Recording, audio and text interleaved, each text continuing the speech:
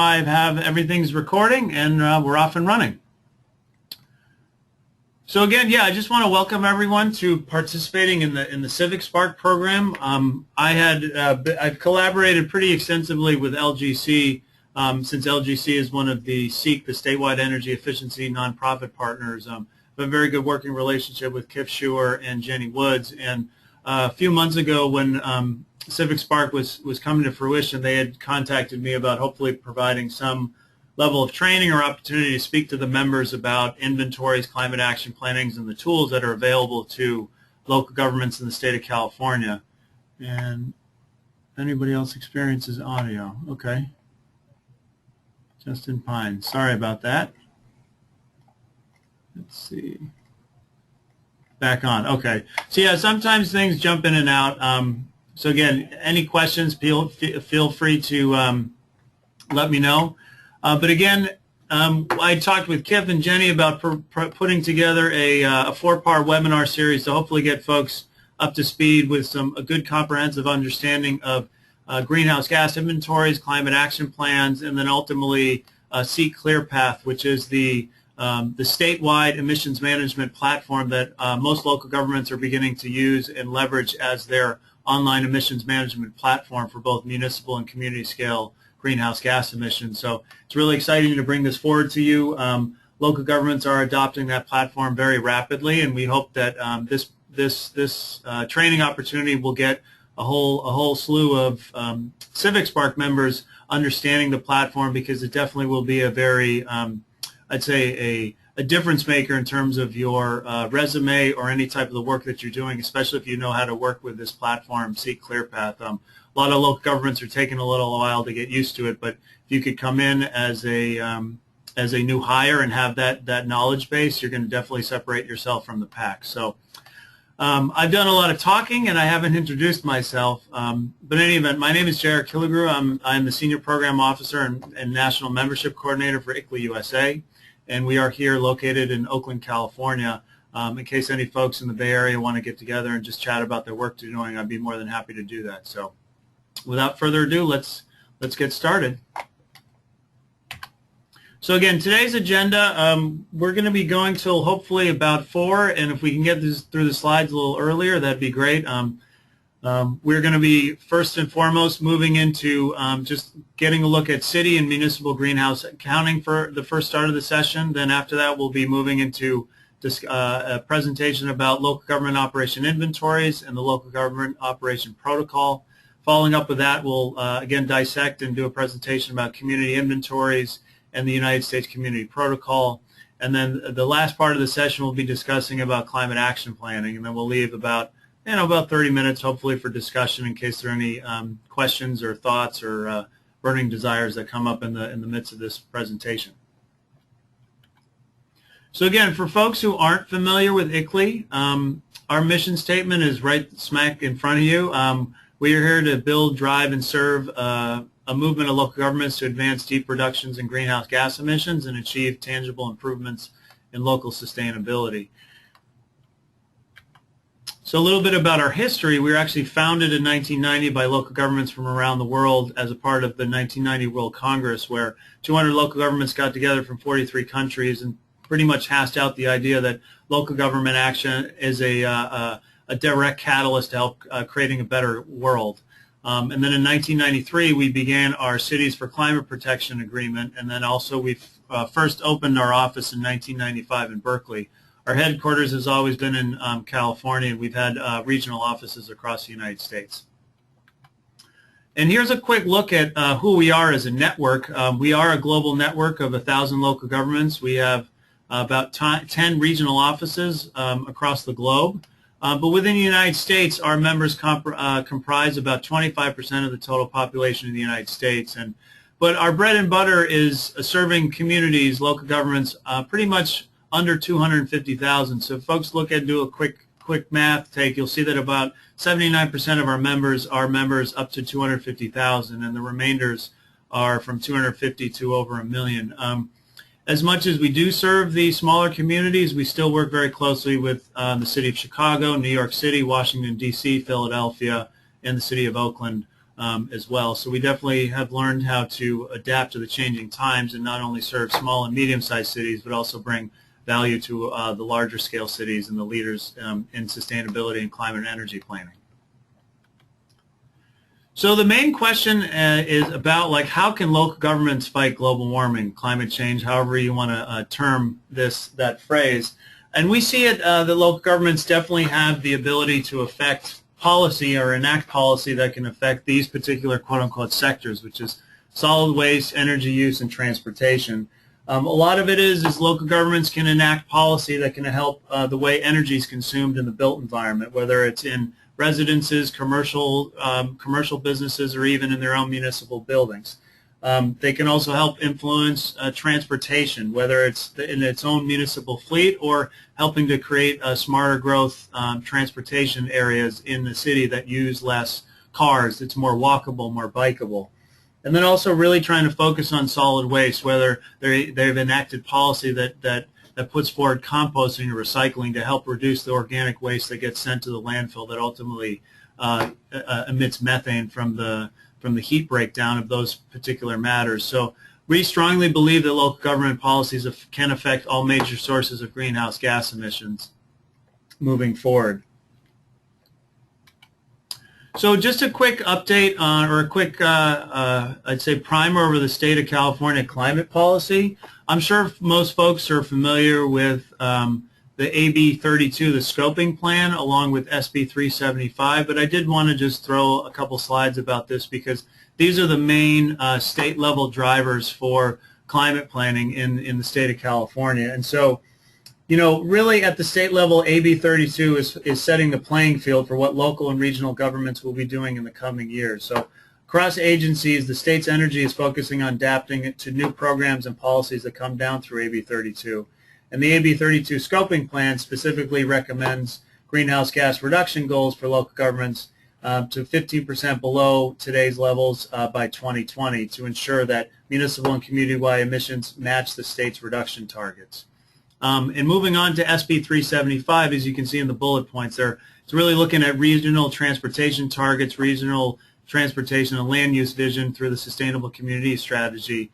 And then also provide some CEQA streamlining, which the next slide I'll discuss a little more what CEQA is, for projects consistent with regional sustainable community strategies. So again, SB 375 was enacted in 2008 and revises the process of regional transportation planning by MPOs, the Metropolitan Planning Organizations, which are governed by elected officials from local jurisdictions. So the statute calls on ARB to help establish regional transportation-related greenhouse gas targets and requires the MPOs to develop a regional sustainable community strategy of land use, housing, and transportation policies that will help move the region as a whole towards its greenhouse gas targets. The statute stipulates that transportation investments must be consistent with the Sustainable Community Strategy, and as I mentioned, it does provide CEQA streamlining for local development projects that are consistent with the strategy. Now moving on to CEQA, RPS, and PAVLI. So CEQA is the California Environmental Quality Act, and this requires that the impacts of climate change be considered for any new project that the local governments or any lead agency might take on. So for example, the project could be a general plan update, or even if there's some proposed major developments that are coming to the region, CEQA does gets triggered in those particular facts. So what we're looking at is the impacts of the projects are determined to be significant as defined by the air district's thresholds. Then the local government would have to take measures to mitigate the greenhouse gas emissions associated with that particular project. And one of the ways in which local governments can ensure compliance is to develop and adopt a climate action plan that has specific reduction targets and strategies to achieve those targets. So ultimately, any sort of major development that goes through any city, there is going to be a CEQA analysis, and if the local government already has a climate action plan in place that's adopted, that's a way to actually tier off or streamline the CEQA processing from a greenhouse gas analysis standpoint. I did also want to throw up RPS, which is the Renewable Portfolio Standard, and also PAVLI, because those are major drivers right now for emissions reductions in the state right now. So RPS is the Renewable Portfolio Standard that the the CPUC had put down that all utilities in the state of California have to reach 33% renewable by 2020. So it's a very aggressive approach, and a lot of the utilities are actually getting dangerously close to that. I actually know for one particular example, Riverside, the city of Riverside down in Southern California, actually I think is almost on the verge of reaching that, and they're their own municipal utility. So again, a lot of local governments who have municipal utilities are leading the way. And then PAVLI 2 are the statewide fuel efficiency standards that are hopefully helping to drive down transportation emissions as more and more vehicles become more fuel efficient in the coming years. So in terms of California's greenhouse gas inventory, I just wanted to throw up this slide from the latest update from the scoping plan. And initially back in 2008, the scoping plan was approved, and it went through and it had its first update back in May of 2014. And so really the state level goals are to return to 1990 emission levels by 2020, and then the major goal is to achieve a 80% reduction by 1990 by 2050. So we definitely have our work cut out for us, but having these type of aggressive goals and a plan in effect is definitely a leading cause to hopefully get us to those actually goals. So now I bring up this slide because folks are like, well, what's the process for local governments? Are there any guidance? Is there any platform to help us get involved with doing inventories or helping develop a plan or help monitor that plan?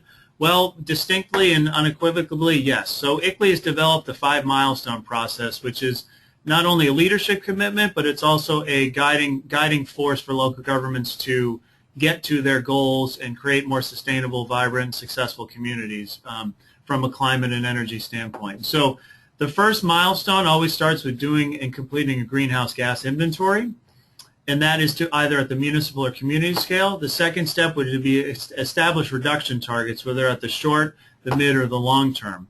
And then thirdly, milestone 3 would be to move in to develop a climate action plan and actually adopt that climate action plan. And milestone 4 would be to look within that climate action plan and see what kind of mitigation measures have been spelled out and actually implement those programs. Whether you're looking at putting forth a robust recycling or composting program, or you're trying to put forward a commercial energy ordinance of some sort, or deploying residential solar at a certain scale, those are all particular measures that are identified and addressed in a climate action plan that can be implemented. And then finally, milestone 5 deals with actually monitoring and valuing the progress of those measures. And ICLEI has always developed tools and resources for every step of the way that many local governments have followed and utilized to help reach their targets and their goals.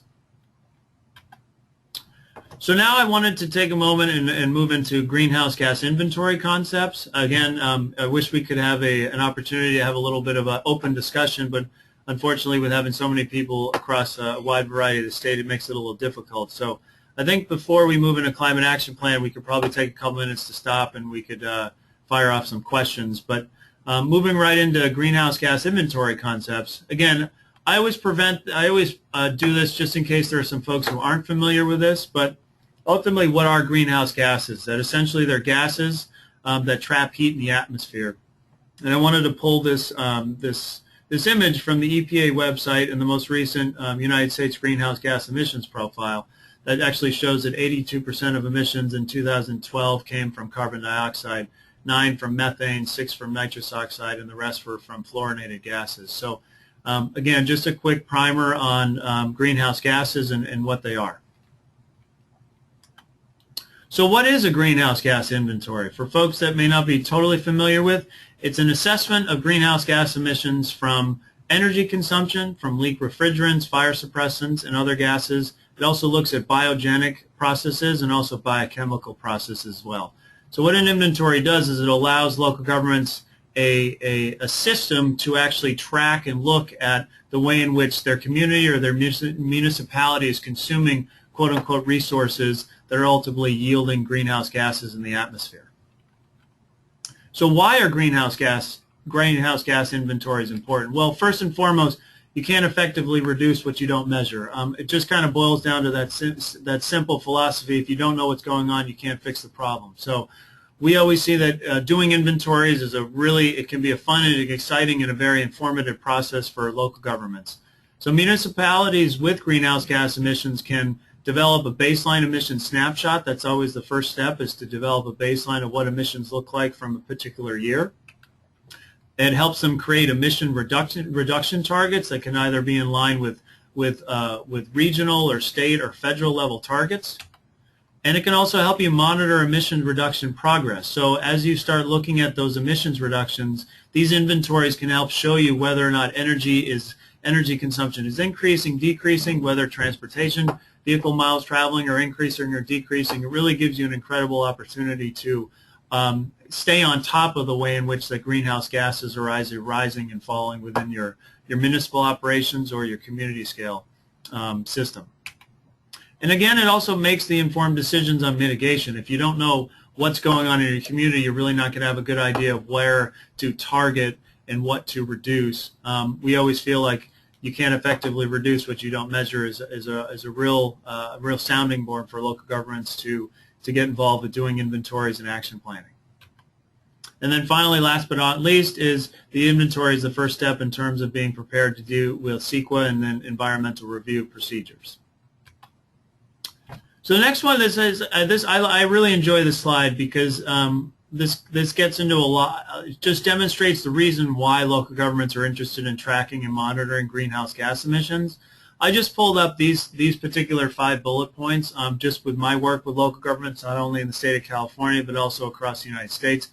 We find that, and they're in no particular order, so a lot of it is the drivers are environmental drivers. Local governments want to understand their impact from not only their municipal operations, from the community scale. They really want to have a good idea of what their contribution is to quote-unquote climate change or global warming, and how they can effectively set up a plan to reduce that, to mitigate against their impacts. Another reason is economic.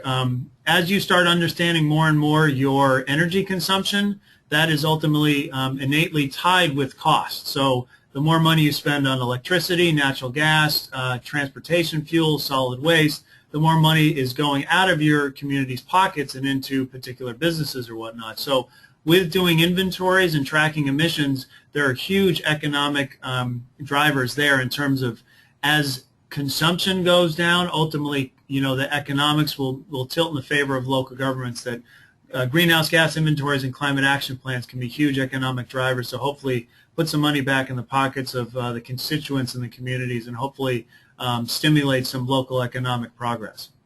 Other part are political. There are some very progressive parts of the United States that view this type of work as political, that it is a political imperative that local governments and communities across the United States really look at climate change and look at greenhouse gas emissions as a serious political issue. But at the same time, it can come from both sides of the aisle, whether red or blue. There are a lot of pretty conservative areas that look at this type of work in terms of just strictly energy, that energy security is a political issue as well. And having a great understanding of a greenhouse gas inventory and also having an action plan to help reduce energy is a great way to shore up and make sure your community is safe and secure. And that just leads into bullet point number 4, which is safety, resilience, and competitiveness. Folks with inventories and climate action plans sometimes may be bringing in more development because of the CEQA streamlining, and those developers don't necessarily need to go with that onerous cost of the environmental impact review. Again, from a resilience standpoint, just making sure that the communities can bounce back and move forward with their work, and really having a good understanding of the intricacies of the emissions and the type of measures that are going on. And then from a safety standpoint, and I'd say a public health standpoint, that it is unequivocally linked that greenhouse gas emissions do cause public health issues, especially with short-lived climate pollutants, whether you're looking at methane, black carbon, or PFCs. The more diesel trucks that are rolling through, there are more issues related to respiratory illness. Same thing with methane. So again, the more understanding you have about the emissions that are going up in the community, the greater you can create, hopefully, a greater sense of public health. Yeah, and then finally, last but not least, it's just a greater understanding of the communities and/or the municipalities' consumption of resources and how they can be more efficient with those resources. So now, moving into the first stage of the 5 milestone process for climate mitigation is to take a look at doing inventory emissions. So there are two types of inventories. The first is local government operations inventories, and those are strictly just looking at emissions from municipal operations only. And this is always a subset of the community inventory, but always calculated separately. There's a lot of local governments like to invest and do municipal operations inventories because it's actually looking at their own house first, as opposed to going to the community and saying, well, the community has to do something first. Well, sometimes if the local government doesn't have a good understanding about inventories, then it can be a little tough sell to go to the community and get them involved. So some local governments like to look at this as a we're going to clean up our house first before we go out and start recommending folks clean their homes as well. Secondly, there's a community inventory, which are all emissions released inside the jurisdictional boundary. Now, that is one way to look at a community inventory. There are a lot of other frameworks that we will get into when we start talking about the community inventory in a little more detail. But in terms of like the first step, what a lot of local governments do in terms of quantifying community scale emissions is to look at the jurisdictional boundary of what are the emissions that are released within our geopolitical boundaries. And those mostly deal with residential emissions, commercial emissions, industrial, transportation, and waste. So again, the stages of completing a greenhouse gas industry or inventory are pretty straightforward. They always start with data collection. So data collection is usually the most robust and time-consuming process where you're going out and trying to collect the data, whether it's from the municipality departments or if it's from, at the community scale, trying to track down community-scale energy data, community-scale solid waste data, transportation data, any of the type of sectors that you want to select. And then moving into emissions calculations. Emissions calculations can be a lot of fun. This is really where the rubber hits the road, where you collect all that data. You'll be able to calculate the emissions based on stated emission factors. And so tomorrow and then next week, we'll really be able to dive into ClearPath and show you what is pretty much the state-of-the-art emissions calculator system for local governments in the state of California. And then last but not least, after doing the emissions calculations, you actually move into developing a full-fledged emissions report, either at the community and or municipal scale, which just really talks about what it took to collect all the data and provides analysis by sector analysis, and really just gets into a great comprehensive overview of what is going on within the community or the municipal operations. So again, ICLEI's always developed tools and resources and guidance for every step of the way, and it always leads into a final report, which is technically the first stage of that action planning process, which is doing that baseline greenhouse gas inventory. So in terms of organizational boundaries for local government, we're always thinking about operational control, and what that means is, what does the local government own and operate? And so we're looking at, does the local government wholly own a particular operation, a facility, or a particular source? Does it have the authority to introduce and implement operating policies? A lot of folks, street lights can always be that one kind of tricky scenario because sometimes, the utilities own the street lights, but the local government is paying the bill. So essentially, the local government does have operational control over those streetlights. Joint powers authorities and special districts we don't include in local government operations inventories just because it gets very tricky. For one particular example, wastewater treatment plants can sometimes be owned by JPAs or run by JPAs, so it's kind of tough to be able to say, well, are we going to just attribute 30% of the emissions because, our population is only 30% of the gross of the, for example, 3 cities that are running this particular JPA. So again, from a local government operations standpoint, we always want to focus on what does the local government own and operate in terms of the buildings and facilities, the vehicle fleet, any particular major facilities like a landfill or a wastewater treatment plant, or even a municipal utility. We also do kind of look at operating leases or capital leases as well. We want to look at long-term ones as opposed to short-term leases, so car rentals wouldn't be included in this particular framework.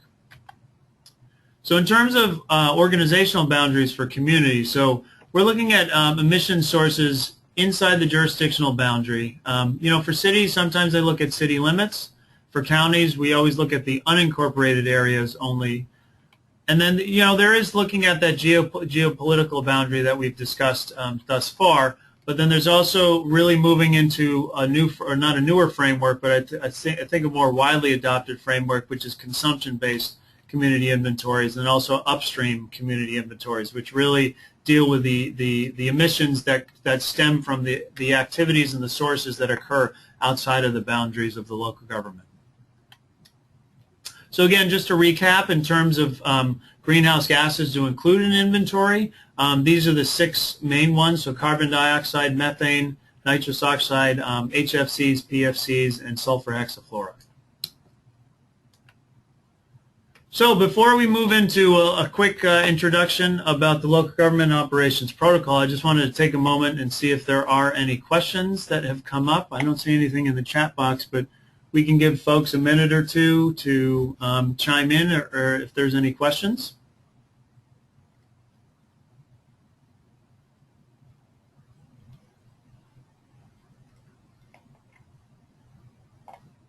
Okay. Unfortunately, you're all on mute, so it's a little tough to see. But yeah, again, if there are any questions that pop up, please let me know. Oh, one did. Perfect. Yeah, absolutely. So Julie wanted to get a better explanation of consumption-based inventories on the community, and then also a question came in from Jimmy about who can initiate a community inventory. So Julie, first and foremost, so consumption-based inventories would be looking at the way the community consumes goods and services outside of the selected sectors that we provide guidance for local governments. So really looking at how the community consumes and buys electronics, if there's airline travel, the purchase of pretty much any goods and services. So if you're looking at some really progressive inventories that deal with consumption-based, you can look at the city of Portland is very progressive. The city of Seattle also has a consumption-based inventory, and I know the city of San Francisco has one as well. So who can initiate a community inventory? Jimmy, a great question. So since ICLEI is a local government membership organization, we always recommend that the local government initiate a community inventory, just because they're the folks that can get a hold of the data that reside over resides over their community. So a private citizen, we haven't heard of too many private citizens trying to calculate a community-scale greenhouse gas inventory, but I'm sure that would be feasible. But since ICLEI develops protocols, standards, and tools and resources for local governments, we've always seen that the local government is the catalyst behind creating a community inventory. Do you include people, community into a? Yeah. So yeah, as we move into transportation and the community scale. So Barbara, yeah, it all depends on the way in which you want to. So the question from Barbara is, do you include people, community into a community? For example, LA has a lot of commuters. If they do have a community inventory, do they count it? Most likely, yes. I know LA County actually just came out with a county level inventory that they did for the entire LA County. They actually were able to break it down into each individual community. So the way in which we advise, based on the U.S. Community Protocol, is that folks calculate community scale vehicle miles traveled from all of the trips that either originate or are destined to the community. So what that is you would work with your metropolitan planning organization to figure out how many vehicle miles are traveled using that trip demand model. And ultimately what it always falls back on is what the local government has significant influence over. So it gets a little tricky when you have a lot of highways that are running through a community, because essentially they don't have any control over it. I mean, ARB has control over the fuel efficiency of the type of vehicles. So from a local government standpoint, it has a really tough time enacting any sort of policy or having any significant influence for the pass-through miles. But from a community scale inventory standpoint, we always recommend local governments include transportation emissions from the vehicle miles traveled that either originate for their community or are destined to their community. So the next question is from Basma. If a local government did not include all of the greenhouse gas required by ICLEI in their baseline, do you need to include them in the next inventory update? Well, that's a great question. So, you know, my guess is in some way, shape, or form that the local government had included, but the main greenhouse gases, they aren't mandatory. So if folks are just electing to quantify carbon dioxide, methane, and nitrous oxide, those are the three principal greenhouse gases that actually contribute the most to the atmosphere and the impact of those gases, you know, trapping heat in the atmosphere. That doesn't mean that HFCs, PFCs, and sulfur hexafluoride don't carry an impact, because their global warming potential is exponentially more impactful, but they're consumed on such a small source. So my guess, and we could probably talk about this offline, is if those three, if they weren't collecting SF6 and PFCs and HFCs, they still have a compliant inventory, because they're still looking at the three main contributors to global warming. Great. Well, that's good. We've got an attentive group asking a lot of great questions. All right. So again, any other questions that pop up, we can always take a couple-minute break and discuss further, but let's move into an introduction to the LGOP, as we call it. So what is the LGOP? It is the Local Government Operations Protocol, and it is the standard for completing municipal operations inventories. It was developed and released back in 2010, and the main thing is we had sat down with the California Air Resources Board, the Climate Registry, and at the time the California Climate Action Registry, to write one set of instructions on how to quantify greenhouse gas emissions at the municipal scale. Again, so we're just looking at what a local government owns and operates, like, you know, it's City Hall, the libraries, the fire department, the police department, all the vehicles it owns, and so on. So we'll go in a little further in a second, but we really wanted to put together a comprehensive protocol that contains all the recommended data sources, methodologies, and reporting guidelines just for municipal inventories. And it helps and it advances a standardized quantification of emissions as well. So the main thing about doing a municipal operations is that there's consistency across the board. So the way a local government in New York or Florida or Ohio or even Idaho is collecting and quantifying municipal emissions would be the same as a local government in the state of California. We always want to make sure there's a level of consistency within the quantification of emissions. And it is definitely useful for third-party verification.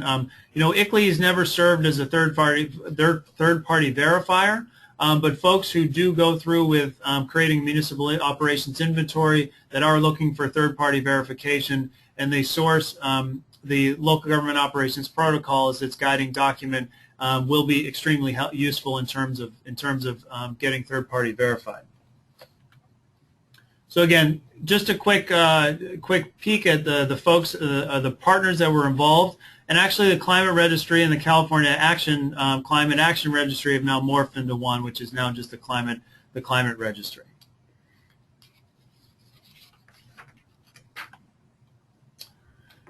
So in terms of municipal inventory background, so let's move in and just show you a little bit about what a local government inventory, what the local government inventory sectors look like. So again, I wanted just to provide all of them so you actually know. A lot of local governments don't provide, go after all of the sectors that are included, because again, they're just looking at operational control, and we also have to deal with data availability. There are a lot of, I'd say, aggressive and aggressive local governments that want to quantify every little bit, and it's important to do that, but it's also important to recognize that you need to focus on the major emitters at the same time. Sometimes folks can get a little lost in the details. We always recommend that local governments do the most comprehensive municipal inventory, but again, we really want to focus on the major contributors and get a handle on those first. So again, probably the most recognized sector in local government operations inventories is the buildings and facilities sector. And again, we want to look at also any refrigerants and fire suppressants, but those are becoming increasingly difficult because of the way in which the information is tracked. So if there are some local governments that are looking at quantifying their own refrigerants and fire suppressant emissions, we'd be definitely to provide some guidance. I know the folks up the Redwood Coast Energy Authority have always been a leader in terms of providing that kind of information. Street lights and traffic lights, water delivery infrastructure, again, so that's whatever the local government owns and operates in terms of the water delivery infrastructure. Also looking at local government generated waste. So that is just strictly the waste that is generated by local government operations. Now looking at mobile emissions. So vehicle fleet and transit fleet. So we're looking at all of the fleet that's owned and operated by the local government. Again, this is just strictly for, Department of Public Works. It could be the fire departments, the police departments, those type of departments that own and operate their vehicles. And then also an interesting component of a municipal inventory is including employee commute emissions, which would look at the emissions that stem from the employees driving to and from work. And then finally looking at some hard and fast facilities that can be major emitters. So looking at wastewater treatment facilities that are owned and operated by local government, solid waste facilities, and then whether or not the municipality has any power generation or it's consuming or owns any steam, heat, and cooling. And then also we'd like to look at any additional process or fugitive emissions as well. So again, the one kernel of information to hold on to in today's presentation is to always remember that we're just trying to collect information and data and ultimately calculate emissions from activities, sources, from sectors that the local government owns and operates. Oh, sorry, then one last slide. So, and then additionally, if they want to move into Scope 3 emissions, which are contracted services, and then any additional information items as well. So I wanted to show you a quick snapshot of just a local government in the Bay Area in Alameda County. So the city of Alameda, this is just a snapshot of their 2005 baseline municipal inventory. It's a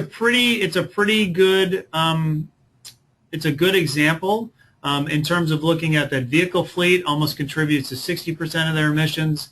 Buildings and facilities and streetlights contribute to about 20%, and then the remaining is from a solid waste landfill that the local government owns and operates, along with government-generated waste. So in terms of data needs, now the main question is we're talking about a lot of concepts and frameworks and some methodologies. The next part will say, okay, well, we've scoped out our municipal operations inventory. We know we're going to collect data around operational control. So now we actually have to go out and find the data now, which is always the most exciting, exhilarating, but sometimes can be a little exhausting at the same time. But for a municipality, they always want to look at, first and foremost, their buildings and facilities. So we want to look at all the buildings and facilities that the local government owns and operates. So for this, the data needed for each building and facility would be electricity data, which you would get from your investor-owned utility or the utility that provides service. That can be collected by your bills or whatnot. Also, at least in the Bay Area, PG&E is a very progressive, and also Southern California Edison, SDG&E, and SoCal Gas. They all provide pretty comprehensive data sheets for municipal operations consumption and also community scales consumption. So for folks who are going to be working on greenhouse gas inventories, all the utilities have a very open data portal, and you'll be able to extract not only municipal data but also community scale data in one fell swoop. So in terms of data needed for each of these buildings, you want to look at the electricity consumption, the natural gas consumption, and then any other fuel usage, looking at kerosene, propane, or any other fuels, or even fuel oil. You also want to kind of collect cost data as well. That can be a really important driver when going to deliver a presentation, especially from a buildings and facilities and fleet perspective, is that if you show the quantified emissions within each of these sectors, but then you also show the aggregated cost, that can definitely be an eye-opener for some local governments who at times can spend millions and millions of dollars a year just on powering their buildings and facilities. So again, as I mentioned, the data sources, so For utility records, again, you get that from either your bills or we highly recommend working with the utility to get one fell swoop of all the data. So you'll be looking at kilowatt hours from the utility, and also natural gas in the form of therms, 1,000 cubic square feet, and you'll get that from the utility. There, you can also get departmental records on fuel consumption. Diesel, often for backup generation, you want to be looking at getting gallons or runtime, and then propane as well. Again, departmental bills can also be a great resource to estimate fuel consumption from the bills or invoices. So without getting too much in the weeds, I just wanted to give you an idea of the type of information you'll be looking for.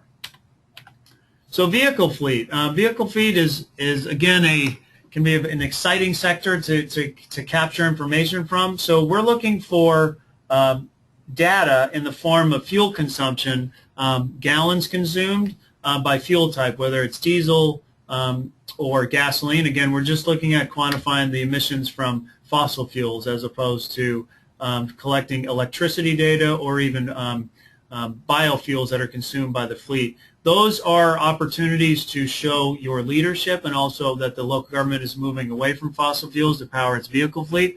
But again, from a greenhouse gas inventory standpoint, we're just strictly trying to quantify fossil fuel-based emissions. Also want to look at collecting annual miles traveled. That becomes increasingly difficult depending upon your local government and whether or not they actually collect that data. Again, you also want to look at off-road vehicles, and we're just looking at fuel consumption by fuel type. So for equipment, you're looking at street sweepers, any sort of equipment that's being used that's not accumulating vehicle miles traveled. And again, so data sources, fuel usage records, gallons of gasoline and diesel consumed. Vehicle tracking logs, so annual mileage by vehicle type and fuel type, including the model year, and also off-road equipment logs. So if you're collecting weed whacker, if the city's using weed whackers, lawnmowers, again, it's the extent to which you want to actually collect that information. In my experience, I've never seen any sort of monumental contribution to emissions from off-road equipment, but again, it's always up to the scope of work from the local government to collect that data. So ultimately, bills and invoices are also departmental heads or the folks that are collecting this information. So in terms of employee commute, under our definition, we always recommend that local governments calculate employee commute under the LGOP. But again, it's recommended. Does it make your inventory not compliant if you don't? No, absolutely not. So again, we're looking at employee vehicle travel to and from work only, and it's classified as Scope 3 emissions. And we're using the same methodology as mobile emissions. So we're definitely looking at just trying to figure out, and you want to produce a survey that goes out to your local municipal employees to see how far they drive, what type of vehicle do they drive, what the fuel efficiency is, and then from there you can help quantify the emissions.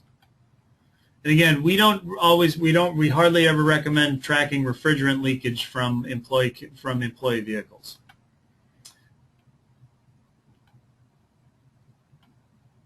So in terms of tools on data gathering for municipal inventories, ICLEI provides a municipal master data workbook, and thanks to the Statewide Energy Efficiency Collaborative, all of these resources are available at no cost to any local government in the state of California. So tomorrow we'll talk a lot more about SEEK, and after today's presentation, if folks want to take a look at californiaseek.org, again, it is strictly just for local governments, but I have a feeling for the CivicSpark opportunity that maybe we could get folks to log on and get a hold of those resources as well. There are a ton of resources outside of the ones that I sent you or I sent to the regional supervisors.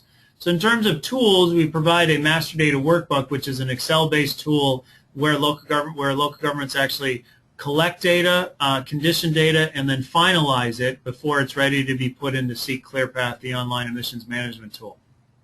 We have instructions, we have robust instructions on data gathering and conditioning, and then also instructions on using the master data workbook. So before we move into community inventory, any questions on local municipal operations inventories? We will give it a second, and I'll see if we'll expand the chat box and see if anything pops up.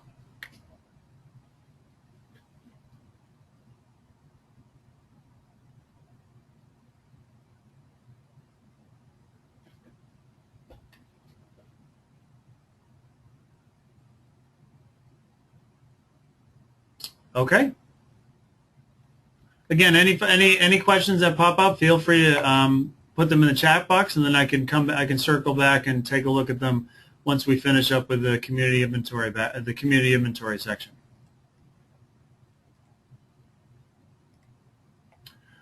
So community inventory background, you know, this is really where the rubber hits the road, and I unfortunately forgot to include the slide and so I'm going to have to present this information verbally, is that community emissions are always anywhere from 95 to 99% of the emissions that occur within the geopolitical boundary.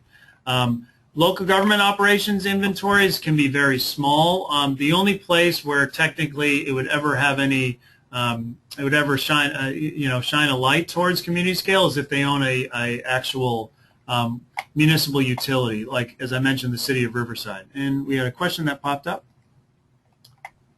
Okay, great. Thanks, Larry. Yeah, so in terms of scopes, so from a municipal operations standpoint, scopes are a terminology that has been put forth to identify whether or not the local government has direct or indirect control over those emissions. And so scope 1 are always actually fuel combustion type activities. So scope 1 would be like the natural gas that's combusted in the buildings, or the fuel that's consumed by the vehicle fleet. Scope 2 is always strictly electricity consumption. And then scope 3 are indirect emissions like local government generated waste, employee commute, any sort of upstream emissions that are occurring not from quote-unquote government-owned facilities or equipment. And so, Larry, I can follow you up. I can follow up with a little more information after today's webinar. What is the level of accuracy of these data sources? Sorry, this question comes in from Kristen Brubaker. What is the level of accuracy of these data sources, specifically department bill estimates and vehicle miles traveled? So yeah, great question. In terms of accuracy, you know, we are looking at the level of accuracy as it comes in from the utility. So there's a level of faith that comes in. You know, PG&E and the other investor-owned utilities do work pretty tirelessly to provide accurate data sources to their local governments in terms of the amount of meters that go from each one of the municipal operation facilities to their main grid. So I would say in terms of accuracy, you know, if you wanted to go through and do a cross check of, you know, the PG&E, because what PG&E it always produces an annual record, or the utilities always produce an annual kilowatt hour or natural gas therms consumption for each one of the facilities. So if you wanted to do some due diligence, you'd have to collect 12 months of that particular facility's electricity or natural gas bill, sum that up and see if it adds up and is squarely equivalent and accurate to the PG&E, to the utility bill as well. You know, vehicle miles traveled, again, it all is an estimate. Unfortunately, the accuracy is only as good as the data that comes through. Oops, sorry. Previous question from Inland Empire, Civic, not Kristen. Okay. Sorry about that. But yeah, in terms of accuracy from departmental bills, again, it is all based on best available data. You know, the greenhouse gas inventory field is evolving, and the more that local governments get in the practice of doing this type of work, the more accurate the data gets. So, you know, from the standpoint of folks who are just starting out, you know, the level of accuracy could be as great as seasoned veterans who do inventories, but at the end of the day, you know, as this becomes more ingrained in the quote-unquote ecosystem of the local government, the accuracy of the data gets better and better.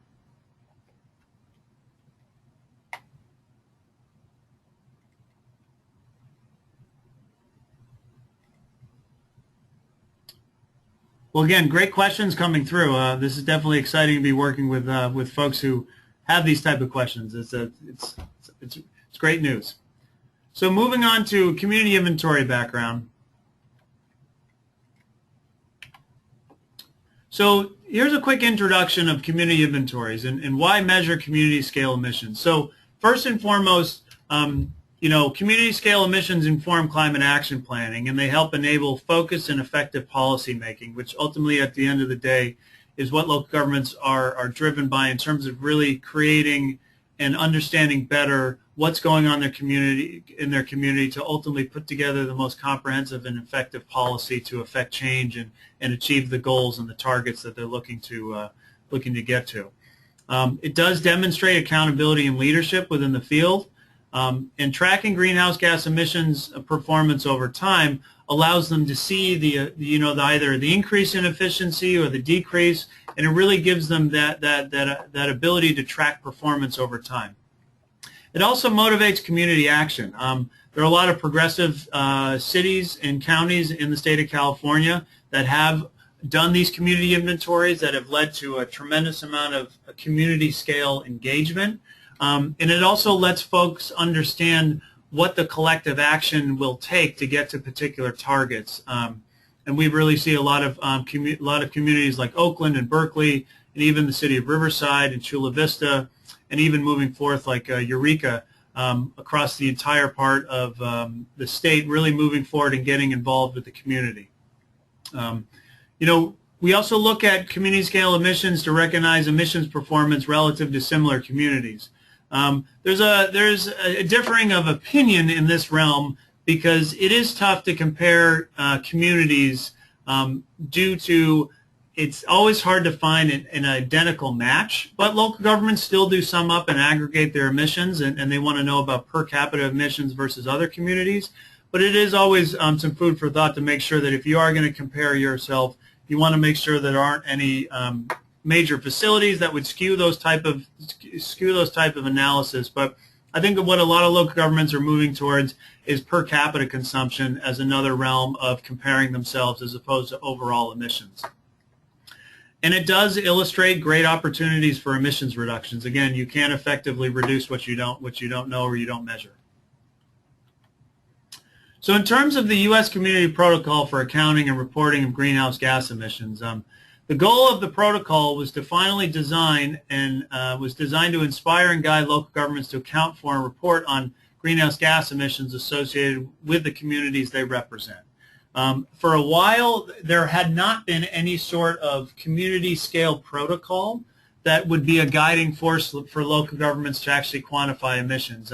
They looked to there was an international protocol that had been developed, but it was a little tougher because the United States can be a pretty dynamic part of the world, and so it may not have always been representative of the type of emissions, the type of accounting that the U.S. wanted to do.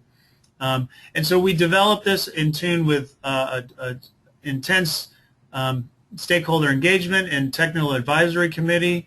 And so the main purpose of the protocols would be to make sure that there's consistency, there's comparability, and there's relevant quantifications across local governments of all shapes and sizes. And it does provide that reporting guidance. And again, the objectives to ensure that local governments had guidance to meet the measurements and also to adhere to and reach policy and actions, and again to make sure that there is that consistency and comparability. So in the same vein that the local government operations protocol allowed local governments from Texas and Illinois to have a consistent platform to quantify their municipal emissions, it's the same vein as the community protocol as well. So again, I briefly mentioned the Global Protocol for Community Scale Greenhouse Gas Emissions, or otherwise called the GPC. So WROI, the World Resources Institute, ICLEI, and C40 jointly developed the Global Protocol for Community Scale Emissions. And the GPC serves as the global standard for accounting and reporting city and community scale greenhouse gas emissions that covers Scope 1, 2, and 3, and Scope 1, 2, and some Scope 3 emission sources.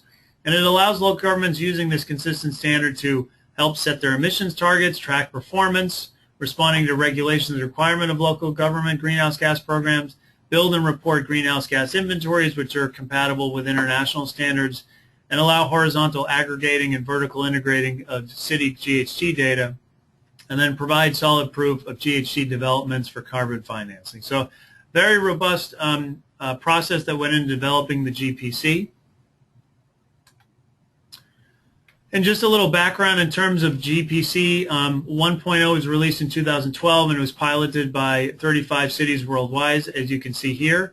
And then recently this year, in July 2014, the GPC 2.0 was released and is currently still open for public comment. And if folks want to take a look at the website, you can take a look at ghgprotocol.org. And again, I will, after today's presentation, I'll record this, but also make a PDF file of this particular presentation in case you want to take a look at any of the links that are included. Question?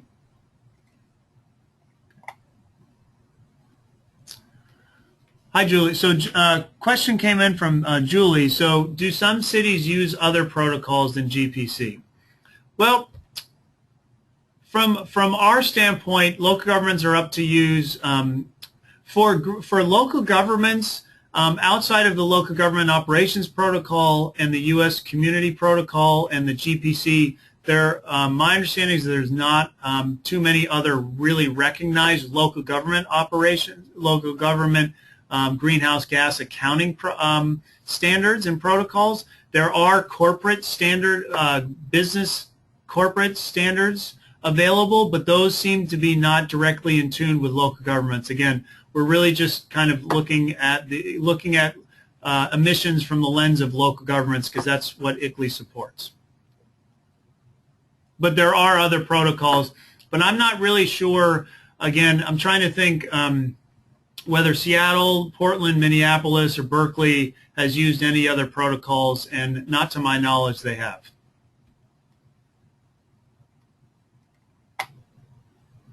So another quick slide I wanted to talk about, again, from a global context of emissions accounting and what the globe hopefully is moving towards. And that brings us to carbonn, which is the global emissions climate registry, and otherwise known as CCR. The Carbonn Climate Registry is the world's leading reporting platform to help enhance transparency, accountability, and credibility of climate action of local and subnational governments. It was recently designated as the central repository of the Compact of Mayors launched at the Climate Summit this year in 2014.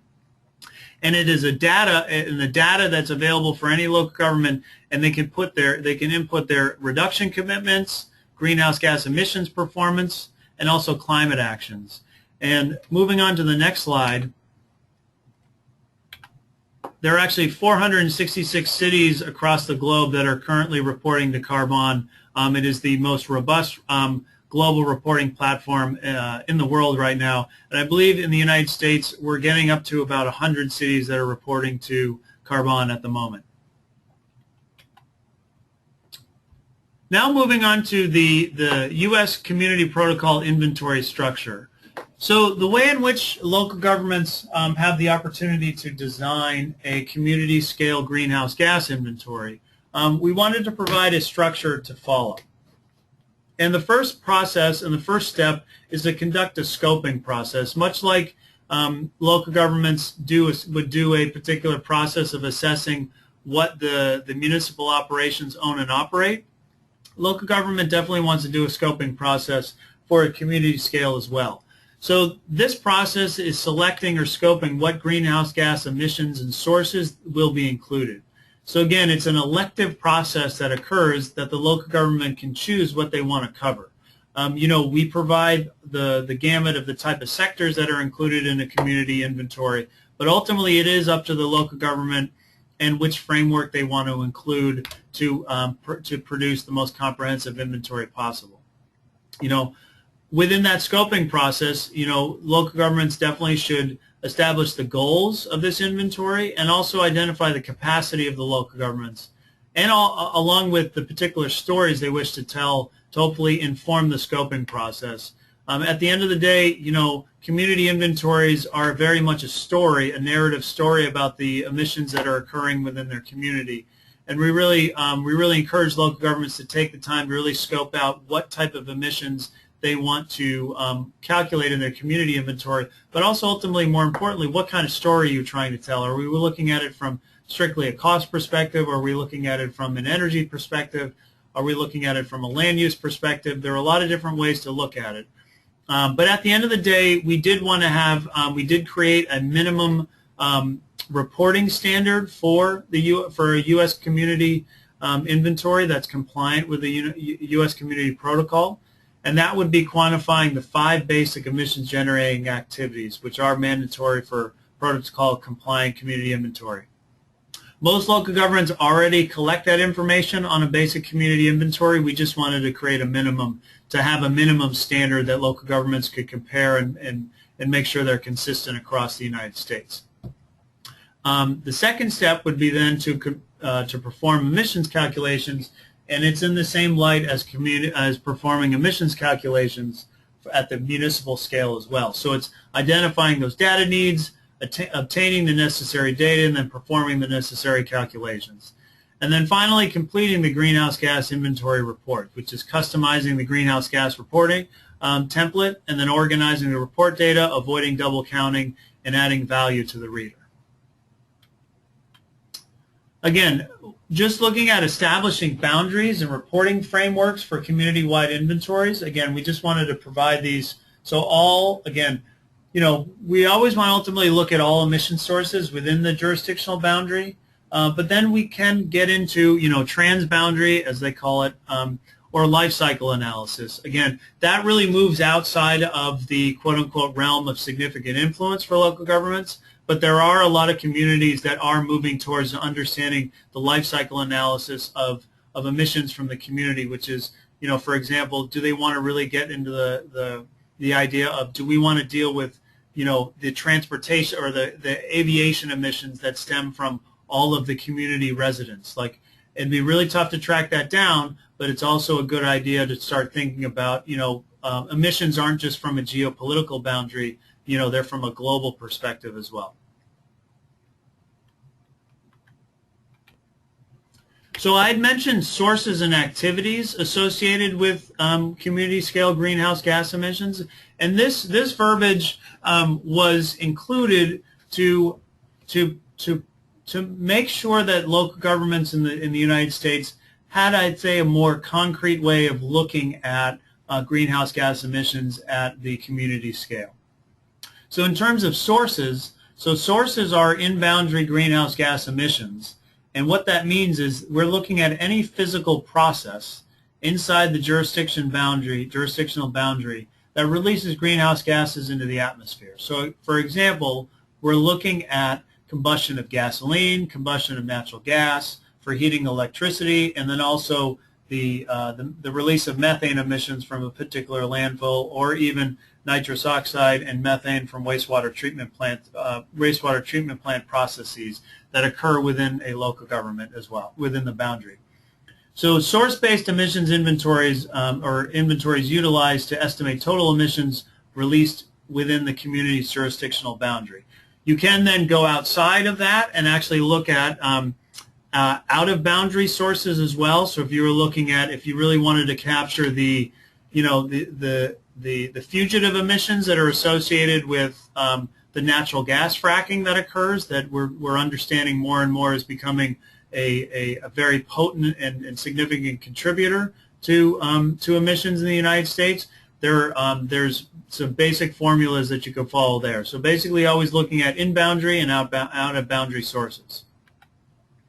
In terms of activities, we're looking at the use of energy, materials, and or services by members, constituents of the community, that result in the creation of greenhouse gas emissions either directly or indirectly. So again, directly is the use of household furnaces or vehicles with combustion engines. So as you probably have noticed, I'm guessing this is a very, very smart and astute group, that the combustion of natural gas or the combustion of mobile fuels can also be an activity and also be a source. So again, we we designated that because we want to leave it up to the local government whether they want to call it an activity or a source. But from a reporting standpoint, we do call them both a source and an activity. But getting back to activities, an indirect activity would be the use of electricity created through combustion of fossil fuels, and then the consumption of goods and services whose production, transport, and disposal resulted in greenhouse gas emissions. Again, activity-based emissions inventories can provide perspective on the efficiency of the community even when associated emissions occur outside of its boundaries. So, what are the 5 basic emissions generating activities? Again, the language may be a little off, but we're looking at the use of electricity by the community in the residential sector, the commercial sector, industrial sector. We're also looking at the use of fuel in residential and commercial stationary combustion equipment, as in we're looking at natural gas consumption through businesses and homes, how they're burning natural gas to basically heat their water, cook their food.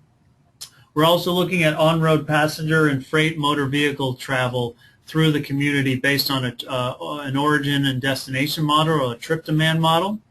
And then we're also moving into hopefully having more of the water-energy nexus relationship in the dialogue of community-scale emissions, which is looking at the energy that's related to the potable water and wastewater treatment and distribution cycles within the community.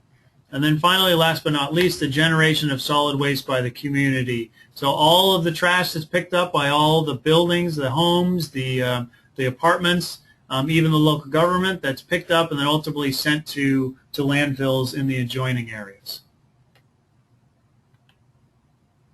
Again, just a quick peek at community-wide inventory, so emission sources.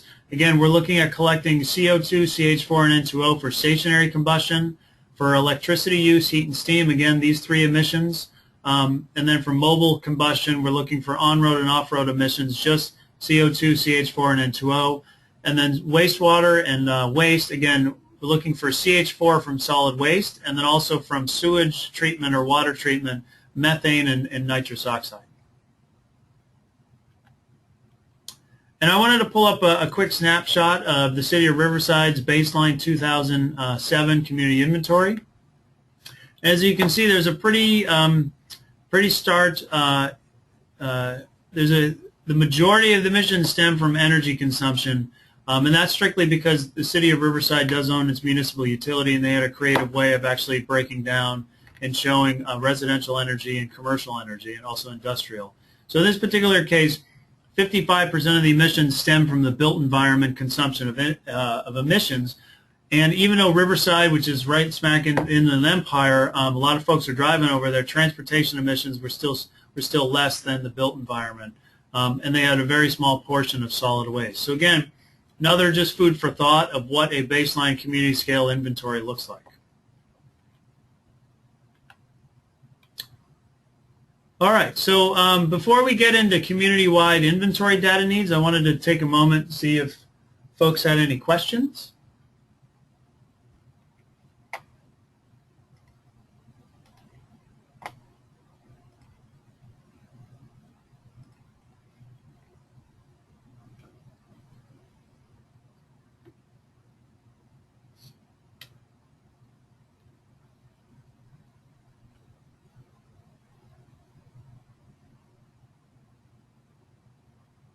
Okay. Again, feel free to enter any questions as you see fit, or something that comes up that seems a little fuzzy. Feel free to fire off any questions. So again, as we mentioned, just a brief overview of some data needs for municipal operations inventories. I wanted to spend a little time looking at community-wide inventory data needs as well. So again, from a community energy consumption standpoint, so the data needed for this particular realm is, oh, you got a question? Okay. Hi. Again, coming from Larry Goldberg, are life cycle analysis included in ClearPath and ClearPath? Yes, we actually have an area for consumption-based emissions as well, upstream emissions. We don't have dedicated calculators in ClearPath, but we can provide some resources. In the U.S. protocol actually has some great resources in terms of quantifying life cycle emissions at the community scale. So we, at the moment, we still have it. ClearPath is more of a final resting place for data as opposed to a interactive calculator that can do life cycle based analysis. But we're definitely looking into that and hopefully including that in the platform in the coming years. But there is a really great resource that Berkeley has put together, which is the Berkeley Cool Climate Calculator, which can estimate consumption-based emissions from zip codes. So again, following up after today, I can send an email to the group, and folks can play around with what it looks like. Again, it's an estimation, but if folks were looking at kind of getting a sense of the life cycle emissions of the goods and services outside of the 5 basic emissions generating activities, you can absolutely do that with the Cool Climate Calculator.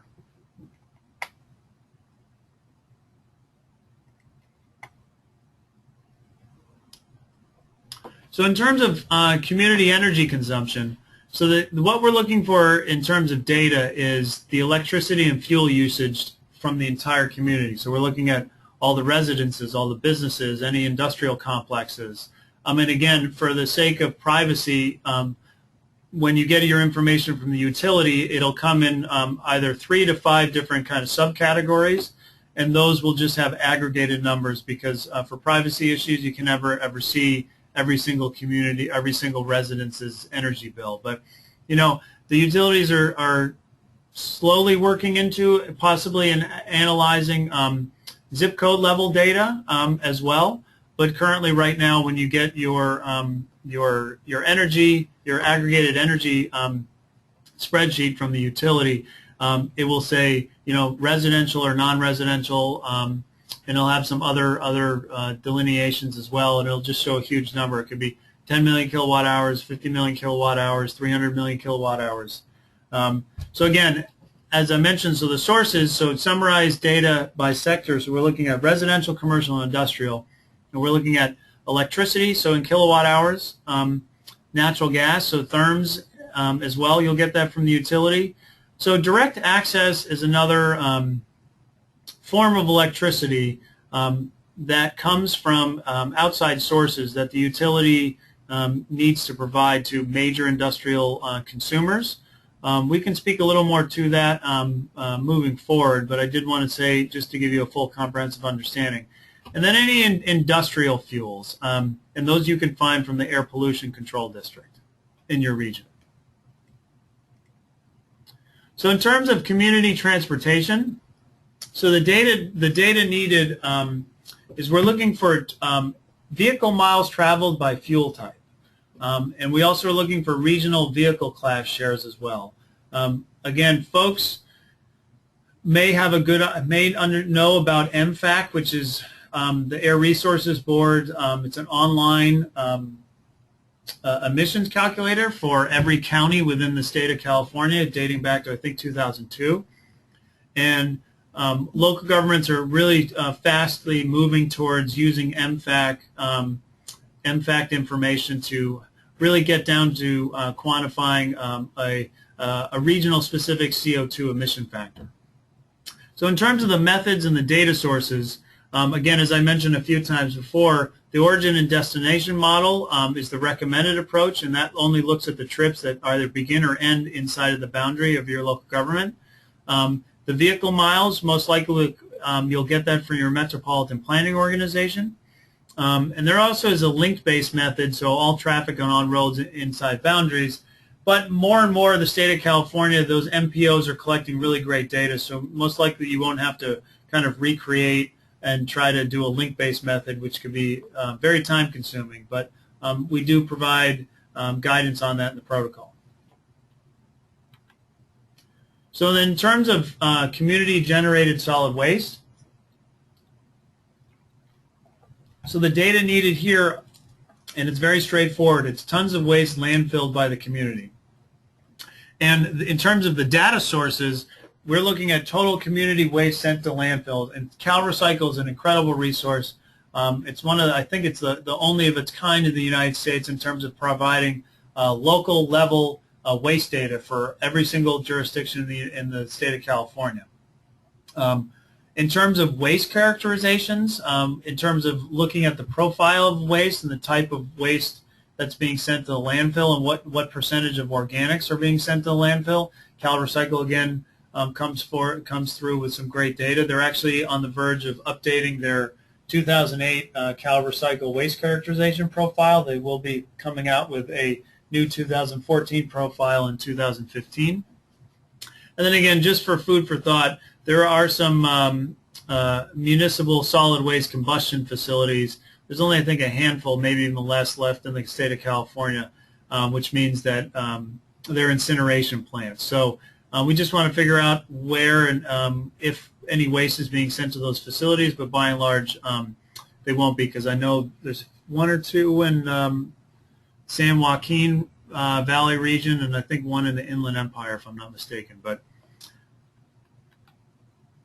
so then, looking at potable water energy consumption. Again, I do want to make sure that folks understand that 99% of the time, this particular activity what is going to be called an information item, because most likely the energy that you receive from your utility is covering this particular water cycle, or the amount of energy it takes to move the water around within the jurisdictional boundaries. The next question is do we want to try to calculate the amount of water that's being sent from a particular source into your community? So in terms of data needed, we got a question. Hold on one second.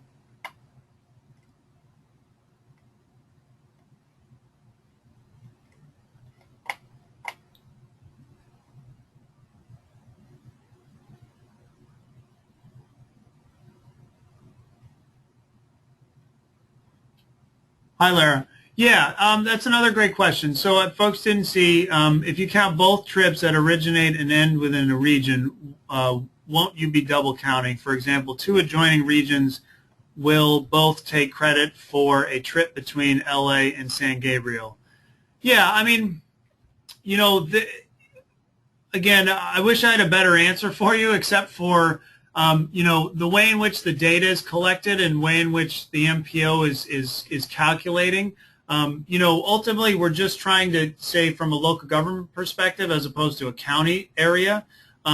So if, we're looking at pretty much half of that trip. So it's basically at the end of the day looking at how, if a trip starts in Los Angeles but then ends in San Gabriel, then most likely the way the MPO is catching it is they're saying, okay, the minute it leaves the boundary and it enters San Gabriel, we're just accounting for the emissions that stem from the trip that enters into San Gabriel. So again, there is always going to be some level of double counting unless we can figure out ways to actually, kind of put up, I'd say, some sort of bubble or whatnot to be able to account for perfect quantification of emissions. But again, there is always a level of double counting in every greenhouse gas inventory in the United States. It's just because emissions kind of supersede boundaries, it gets very difficult just to trap in the particular trip. So yeah, I mean, that's a great point.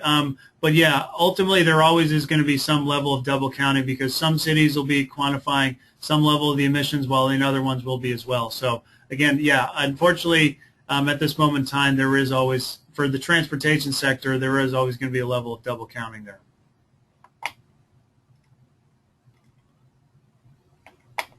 So in terms of potable water energy consumption, the data points and the sources we're looking at is the water supply and conveyance. So we're looking for the water district for the percentage of self-supplied groundwater or surface water, and also the water use per capita. We're also looking at water treatment, which would be getting from the water district for the percentage of self-supplied groundwater or surface water as well. And then water distribution. Again, so it's the same type of information because we want to capture the whole system, the whole potable water system that's going on, and ultimately the energy related in getting that water around into folks' faucet or showers.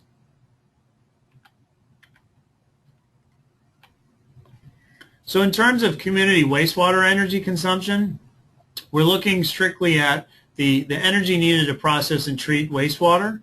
So in terms of data points and sources, so wastewater collection, so again, I don't think we have to read this all out loud, but we're just trying to get an idea of the way in which the population and what are the energy that's associated with the population needing amount of wastewater collection and also the wastewater treatment. So again, just some overview of tools on data gathering. Again, we have the Community Master Data Workbook. We have instructions on the data collection and conditioning, instructions on the Master Data Workbook, and then also the Scoping and Reporting tool, which is a component of the Community Scale Narrative Report that we have to kind of separate out and really look at emissions from a line item approach.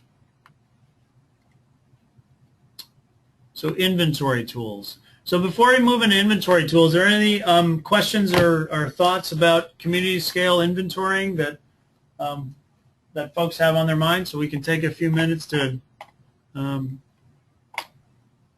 take a peek at some questions.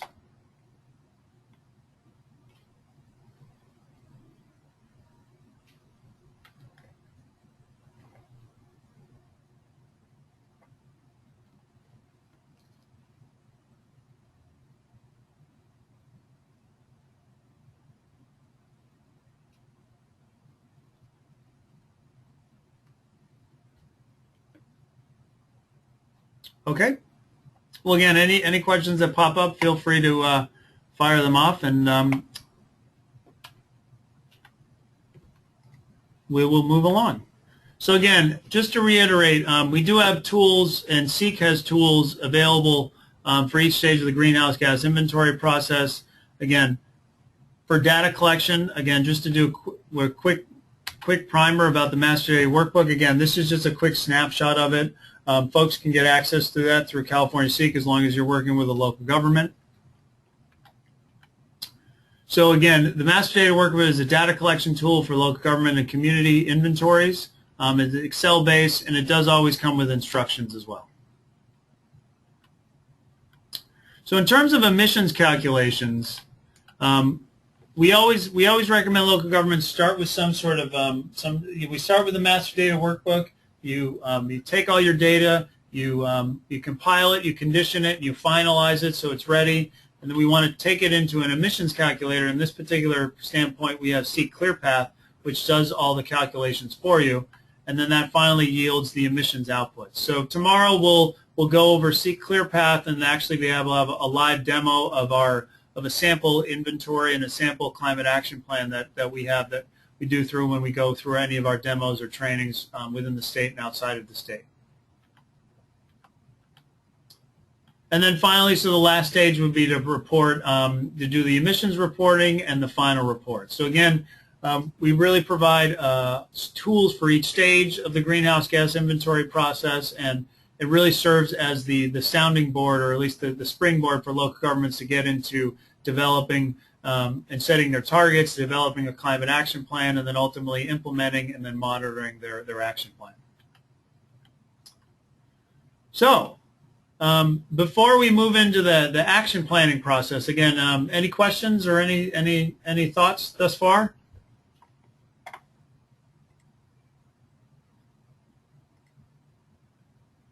Okay. So in terms of selecting a planning process, I wanted to start with this slide that we've put together. So in terms of local action planning, you know, local government cities are responsible for 70% of greenhouse gas emissions in the United States, and many of the major sources of greenhouse gas emissions are directly or indirectly controlled by local policy. And we really do recognize the city's role in climate action planning and being the leaders and the stewards of creating you know, more resilient, livable, successful, sustainable communities for their constituents and citizens to live in.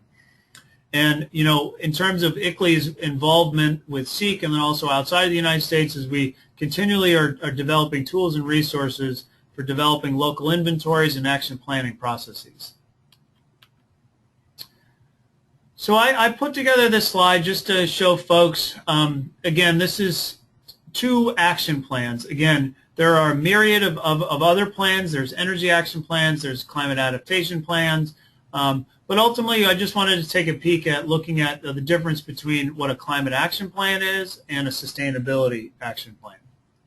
So in terms of the way we look at these 2 plans, is we look at it from a variety of criteria of the goals and indicators being considered for the plan, the local community perceptions around climate change, the size of the local government, the scope, the budget, and the timeline. So ultimately, let's look at climate action plans first. So a lot of the time, the driver around developing is the local government is mostly interested in reducing emissions or setting up a strategy and a plan to hit reduction targets and to reduce either municipal or community scale emissions. In terms of the perception of climate change, it's a climate action plan, so thus the high priority for the community is climate change or climate mitigation. I've worked with very small local governments up to large local governments that have developed climate action plans. Smaller local governments with limited staff resources may want to start with a more focused climate action plan. In terms of the scope, can cover only government operations, but ultimately we're seeing more and more climate action plans from the community scale. From a budget standpoint, again, depends on the size of the local government, depends on the scope of the type of climate action plan they want to develop. And a tighter time frame, this is a little older slide. Climate action plans can take anywhere from 6 months up to 2 years to develop.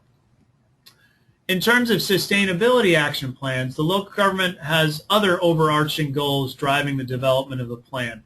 Sustainability plans deal with the overall sustainability and livability of a community, whether it is, land use development, whether it's public health, whether it's economics, you name it. Any sort of the pillars of sustainability are included in the sustainability plan.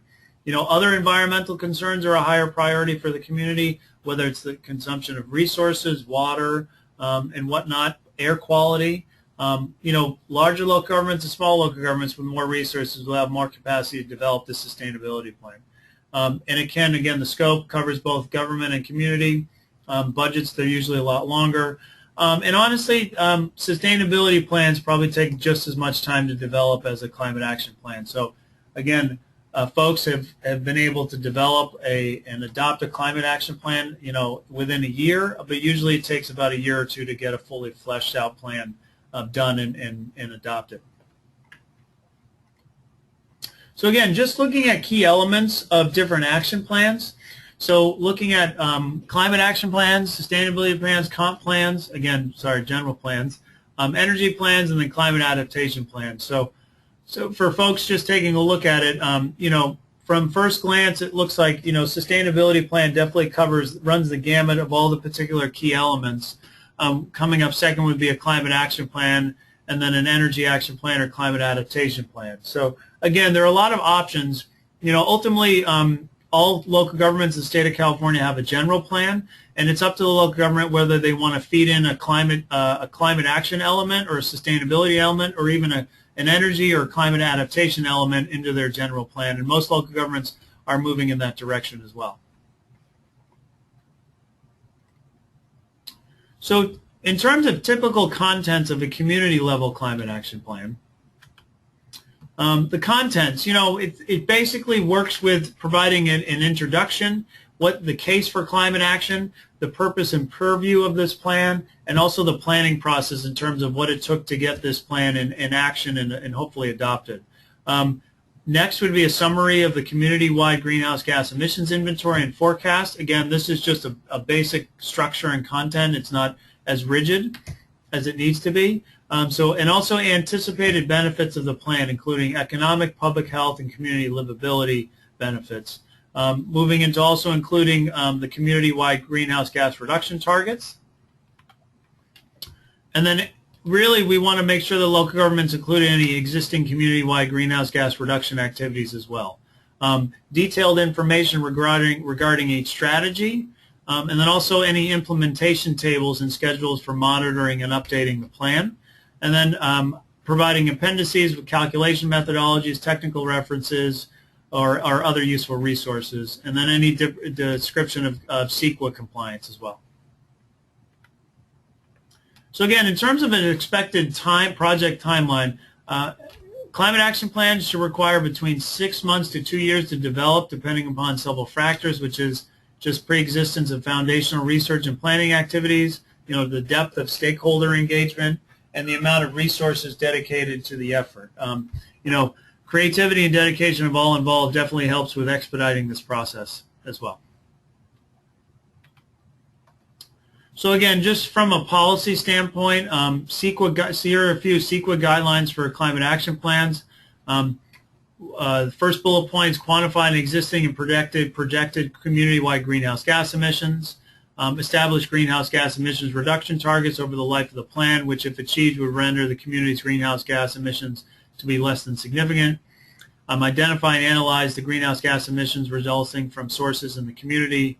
Identify a suite of specific enforceable measures that collectively will achieve the emissions targets. Also establish a mechanism to monitor the plan's progress and to require an amendment if the plan is falling short, and then be adopted in a public process following environmental review.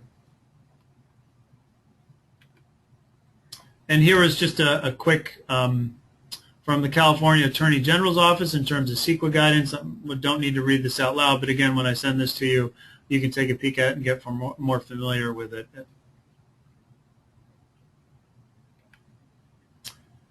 So actually, I'm going to go back to this slide real quick. So another component that I think warrants discussion is the difference between mandatory and voluntary measures. We've always struggled with talking to local governments about what's reasonable in terms of developing a strategy suite of mitigation measures that are either all mandatory or all voluntary, or finding a happy balance of some mixture of mandatory plus voluntary. Cities that have mandatory measures, or those are the ones that usually yield the best effect, but yet at the same time there are some voluntary measures that have had success as well. So again, when a city or in a local government is developing a climate action plan, this definitely creates a lot of hearty discussion about to what extent do we want to have mandatory measures or just strictly voluntary measures. So again, I just wanted to put together a quick slide in terms of forming a climate action planning team and engaging stakeholders, just for folks to remember that a climate action plan at the community scale is for the entire community. So we've seen a lot of success from the city of Berkeley and the city of Oakland developing their climate action plan because they had a robust and really extensive community stakeholder engagement process, and we really saw that the community got behind a lot of the actions because they were involved from the get-go, whereas just developing a plan and then putting it forward to the community can sometimes not yield as much benefit. Not saying it wouldn't, but we always see that the key public engagement strategies are definitely developing a consensus towards a roadmap for local climate protection, generating creative approaches to address complex problems, really building transparency and community trust in government processes, and then demonstrate leadership in climate protection and sustainability, and then allow the public to take ownership of planned strategies. I had the privilege of going up to the city of Richmond while they're in the process of developing their climate action plan, and it was really exciting to see that I think it was over 120 community members that came out to their first climate action planning meeting, and really just showed the level of engagement that they were looking for in terms of getting the thought leadership within the community on how to make the plan as inclusive as possible. So in terms of forecasting emissions, which has a lot of implications with CEQA, which moving forward, I think it's a really exciting endeavor for local governments, because we're basically looking at what emissions will do in the future based on certain growth rates. So some of the forecast considerations are population growth rate, local economic activity indicators like job growth, changes in square footage of government facilities, residential, commercial, and industrial space, changes in vehicle miles traveled, and then other useful indicators gathered by census data. you know, our recommended approach has always been to collect data on household growth. Again, this is for the community scale.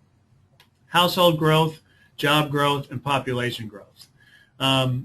For municipal growth, you know, it's tricky because unless the local government's going to be annexing a whole ton of new real estate, or they decide they're going to be employing a whole bunch of new people, or they just basically look like they're going to expand and need more energy, we usually, in the greenhouse gas accounting field, has pretty much said that, you know, local government growth is going to be null. Whereas a lot of local governments are seeing their community in terms of job growth, population growth, and household growth to be expanding very rapidly.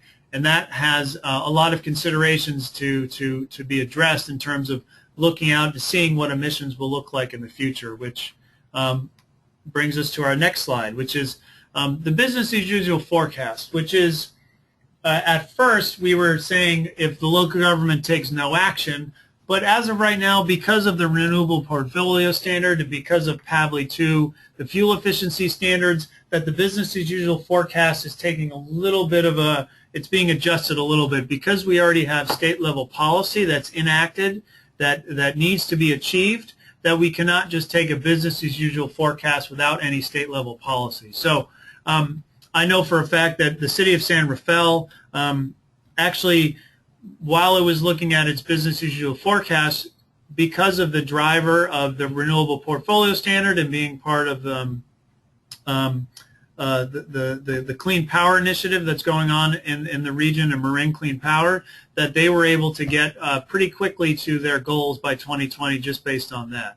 But in terms of the business as usual forecast, is you start with your baseline inventory, and then you want to look at out either to 10 years in the future, 5 years, 25 years, and really see what emissions will look like based on the growth of households, based on the growth of population, and based on the growth of jobs. And those indicators will then tell your emissions to what extent they're going to increase. I'm sure folks are very much familiar with this, and we just got a question. Hold on a second.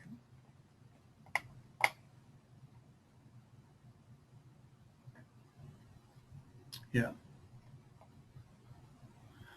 Great. So got a great question from Justin. So whenever appropriate, can you describe the differences between mandatory and voluntary reduction goals in regards to climate action plans? Who or what holds the local government accountable to reach these goals?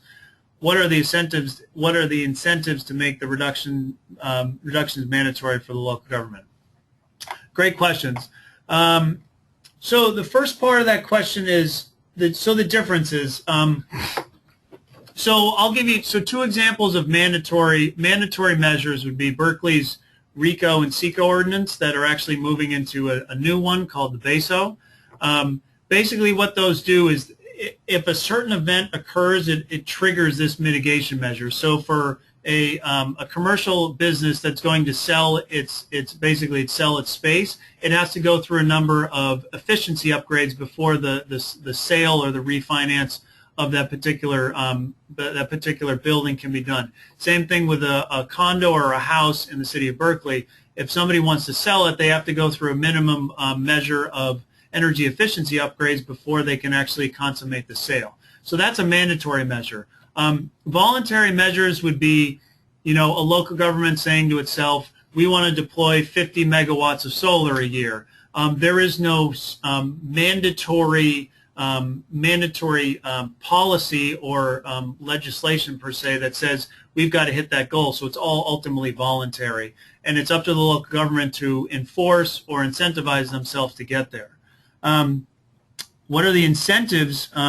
Second part would be who or what holds the local government accountable. Ultimately, the local government and hopefully the community at large will hold these particular goals, whether they're mandatory or voluntary. But as of right now, there is no mandatory, for lack of a better term, there's nothing mandatory that says the local government needs to do a climate action plan, that needs to do a greenhouse gas inventory, or initiate any sort of mitigation strategies. Ultimately, right now in the local government space, it's entirely voluntary, but there are drivers, policy drivers, that really push them towards doing this type of work.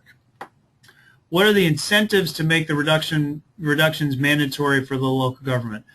Well, I think ultimately at the end of the day, folks that have mandatory measures seem to get better results as opposed to voluntary.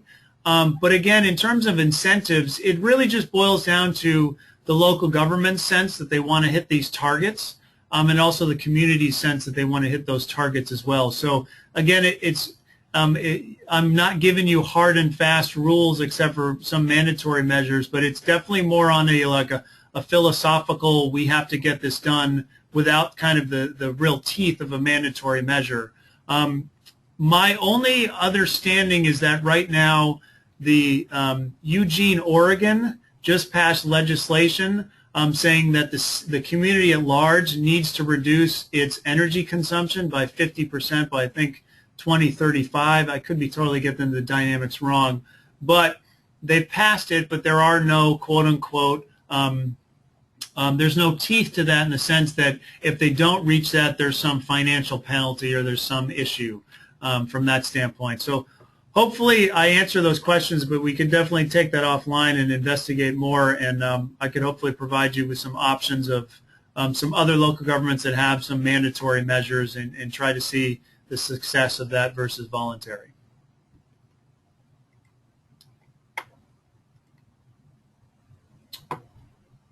So in terms of coming back to business as usual forecasting, we really always look out to a short-term, a mid-term, and a long-term forecast based on those particular growth rates. So in terms of some business as usual forecast considerations, again, this assumes first and foremost that no current local action is taking place to reduce emissions. We really look at it preferably from a sector-based analysis like residential, commercial, transportation, solid waste. But again, at the same time, forecasts do take in consideration state-level policies such as PAVLI 2 and RPS. So I can give you an example. If a community in its residential sector is only seeing household growth to grow about from a compound annual growth perspective of about 1% a year, but because the RPS standard is coming in and it's looking at cleaning up the grid about 4.5% a year until 2015, and then about 6%, as you can see, you're going to have a net gain in terms of emissions reductions because the grid's cleaning up. The same thing with PAVLI 2. If you look at the transportation sector, because of all the new fuel efficiency and the increase of the miles per gallon, all those vehicles that are coming online, as long as the growth of the service population isn't outpacing the PAVLI 2 standards, then ultimately you'll see hopefully a decrease in greenhouse gas emissions from the transportation sector as well. So again, here's just a quick slide in terms of looking at a BAU forecast consideration.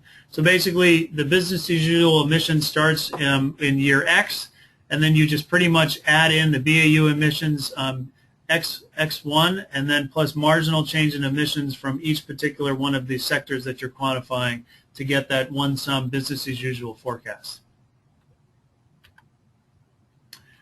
In terms of business as usual forecast considerations, for residential sector, little old slide, but we usually actually prefer to use household growth as opposed to population. Commercial, using job growth. And then for solid waste, transportation, and other emissions, we always recommend using service population, even though there's be some level of double counting, because you want to count the amount of job growth plus the amount of population growth as well, because in this particular case you have people who work in your community but don't live there, and the same thing with you have people who live in the community who may not necessarily work there. So in some sense there will be a level of double counting that growth rate, but in terms of really accurately quantifying the growth of solid waste and transportation, we recommend service population growth rates. Again, just a quick slide on performing of aggregating a BAU forecast. All right.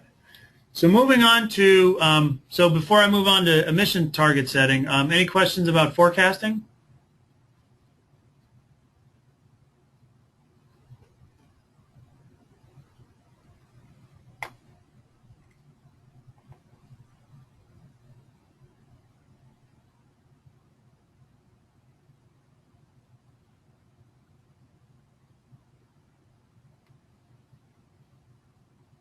Okay, great. Again, yeah, any questions that pop up, feel free to type them in the question box. So in terms of just starting with what is a greenhouse gas reduction target, it's an expression of a percent reduction below emissions from base year to a target year. And commitments are usually towards short, medium, or long-term goals. And again, we always have this the third bullet point about whether they're going to be ambitious but achievable. Again, if folks have a pretty good sense that, you know, the rate in which emissions are going up in the atmosphere seems to be increasing more and more. You know, maybe the United States is doing a little better, but in terms of really setting aggressive targets, a lot of that is where it comes down to what we need to hopefully stabilize climate in terms of making sure that the temperature doesn't rise over 2 degrees Celsius. But again, you know, to what extent the greenhouse gas reduction targets are ambitious but also achievable is definitely up to the local government. And I just want to say we have a question that came up. Okay. So Julie came in. Great questions. Is the business usual forecast a component of the CAP or the greenhouse gas inventory process? Great question. That's actually that is part of the overall climate action planning process. But when a local government does their initial inventory, they set their baseline. Then ultimately, the natural step is also to do a business usual forecast based on the baseline inventory. But what the business as usual and the forecast does is inform the climate action plan of what kind of emission targets you want to set, because we'll say you start with a 2005 baseline and your community emits 100,000 metric tons, but you do a long term of a 2050 business as usual forecast and a 2020, and you see that emissions will increase from 100,000 to 150,000 in 2020. Again, that's just a crude estimate, and then they'll go up to 250,000 by 2050 if no action is done. Then that helps serve the climate action plan in terms of giving you an idea of what emissions will look like in the future if no action is taken. And that's where the climate action plan comes into place and the measures that you select, so that you can pinpoint and figure out which measures are going to get you to your reduction targets. Of course. So in terms of how do local governments align themselves or select other targets, you know, a lot of local governments do align themselves with, I'd say, the state first and foremost, you know, but at the same time they don't. You know, if you were going to align yourself with the state, it's kind of tough to get back to 1990 levels because we don't have a lot of good data for local governments. But a lot of local governments are seeing that they're kind of mimicking what the state has, which is, you know, they want to do a 20% reduction by 2020 and then an 80% reduction by 2050 of their baseline. Again, you know, neighboring jurisdictions is another opportunity to look at. We also have regional in terms of the Western Climate Initiative, but we also have national, which is originally the Mayor's Climate Protection Agreement, and then also the international target, which was, for example, the Kyoto Protocol. But again, we have, in the state of California, we have a lot of local governments setting their emissions reduction targets mostly based on the state and also neighboring jurisdictions. So I just wanted to take show you these slides in terms of forecast and reduction targets. So this would be a sample reduction target and course trajectory. So say if we have our emissions based in 2005, and as you can see in the blue line that's progressively going up, that's the business as usual forecast.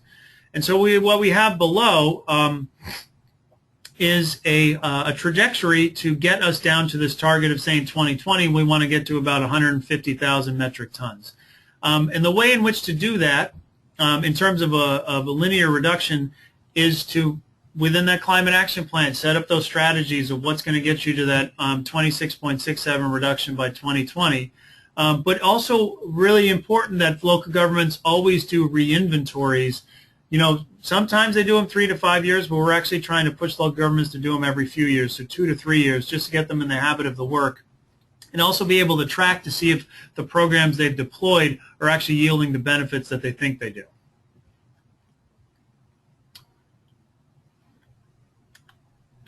All right, so Any questions on forecasting and reduction targeting or target setting?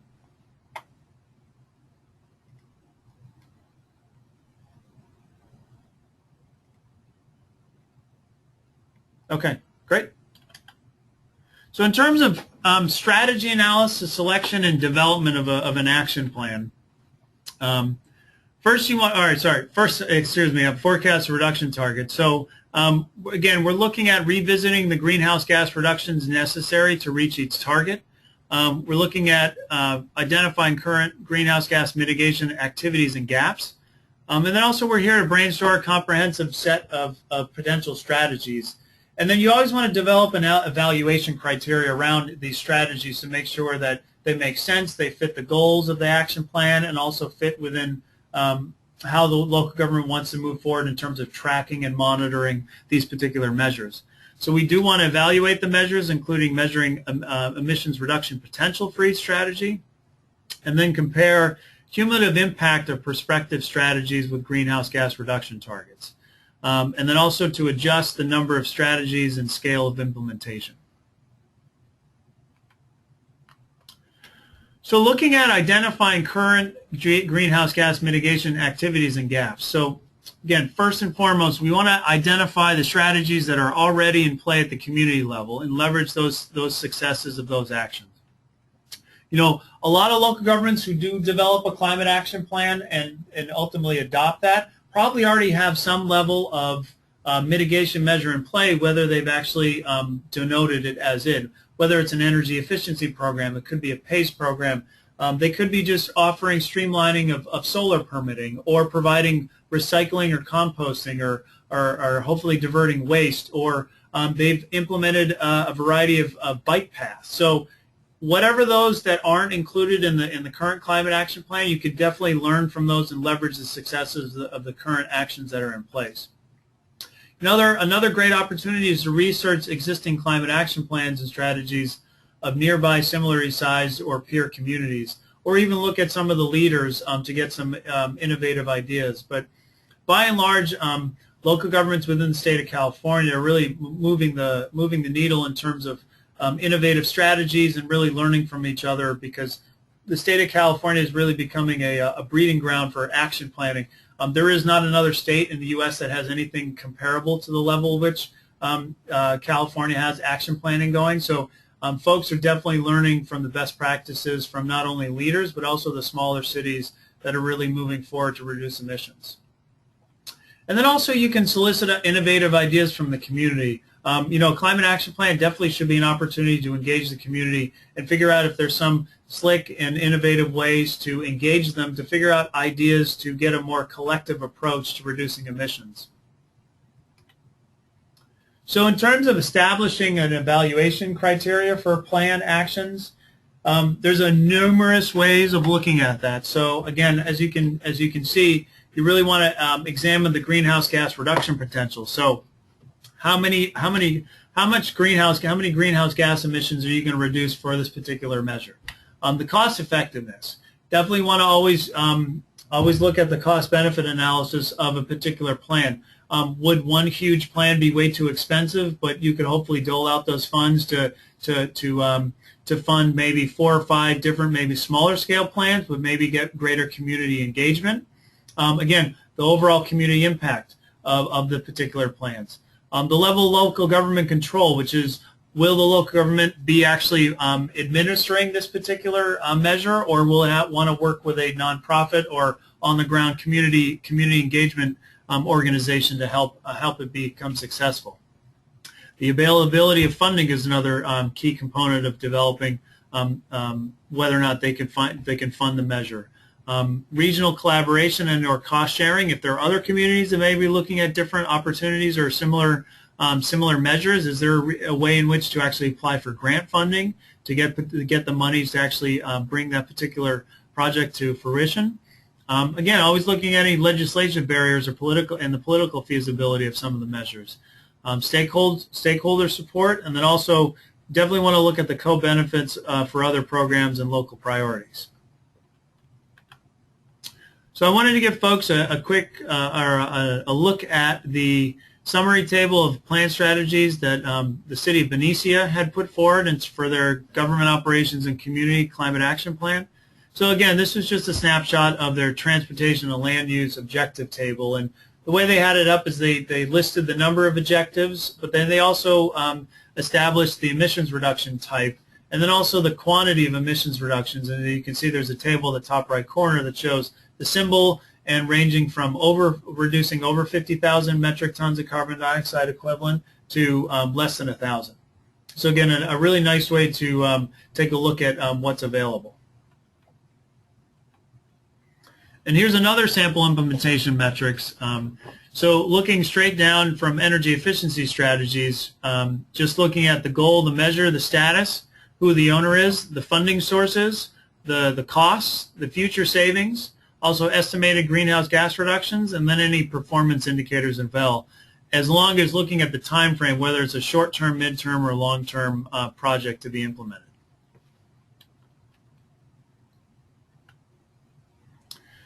Now I wanted to also bring up this slide from the County of Sonoma in terms of visualizing impact strategies. A lot of local governments are looking at emissions reduction wedges, which is what's going to take it, how are we going to be able to get to our target level?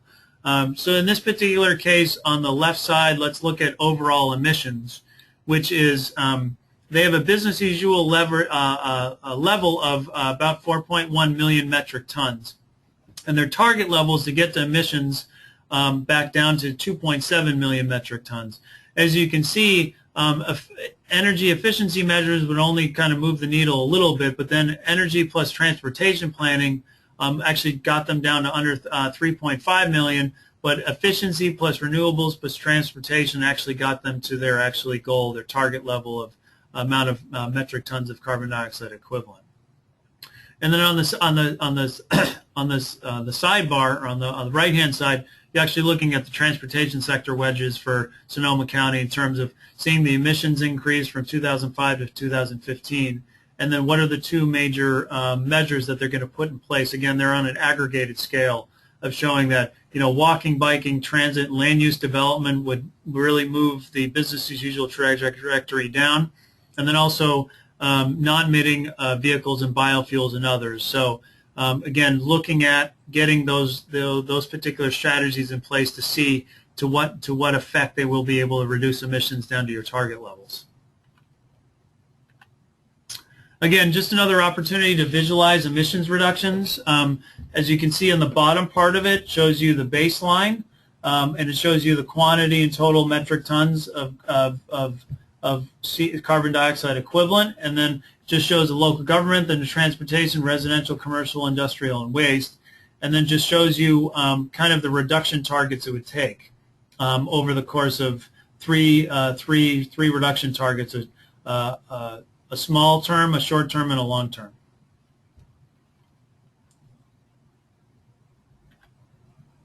So in terms of quantifying emissions reduction potential, and we'll definitely be able to get into this when we look at the planning module and CEQA path, which is looking at the emissions reduction potential of, say, for this particular measure, increased transit use, which would be, you know, looking at the baseline VMT of vehicles times a particular percentage reduction times the emission factor of that particular vehicle will get you to the reduction potential.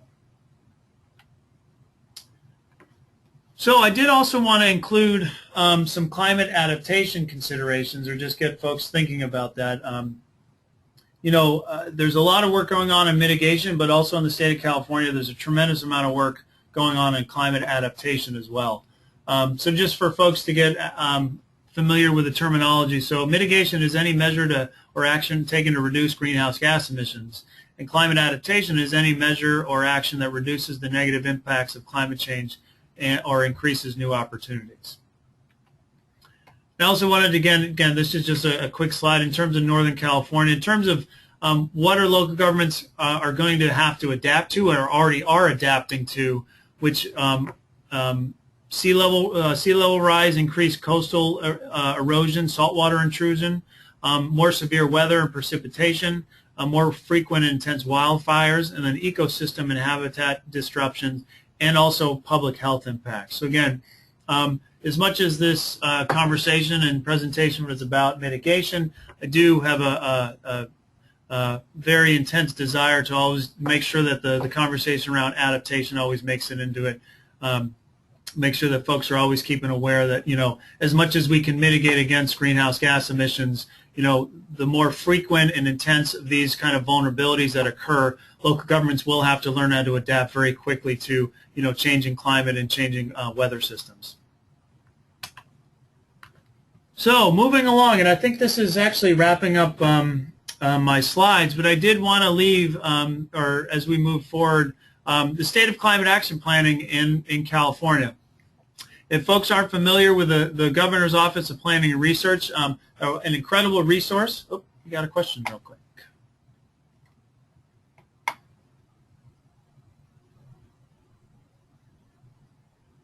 So this came from Laurel. What information do you need to have available for the formulation for emissions reductions potential? Great question. So when we move into the planning module of ClearPath, we'll be able to show that more in detail. But in terms of the information that you'll need would be quote unquote like the reduction potential of a particular measure. So say if you were actually going to be putting forth like you're replacing a solar panel that produces, you know, a 1 kilowatt solar system on a house. So in terms of the kind of information you'll need is the type of system that's in place, the reduction or the amount of kind of the activity data that's being reduced, and also how in which that's affecting the grid. So we could probably talk about that a little more offline. We don't have a lot of resource in terms of like back-of-the-hand calculations for reduction potential, but we can definitely chat about this, and I can follow up with that with you offline on that. So in terms of the state of climate action planning in California, so as of this year, June of 2014, there are 127 local governments that have adopted some form of climate action plan, either as a standalone document or within their general plan. At the moment, there are 259 local governments that have one planned or explain that there's something in progress. And then there's only about 85 local governments that do not have plans as of mid-July. So again, California is definitely leading the way with a tremendous percentage either having adopted or they are in the process of planning, of implementing and hopefully adopting one soon. So yeah, that pretty much sums up today's presentation. So in terms of next steps for the CivicSpark training series, I just wanted to show folks that tomorrow we'll be starting at 10:15 a.m. going till about 12:45, and we'll be doing an introduction to ClearPath California.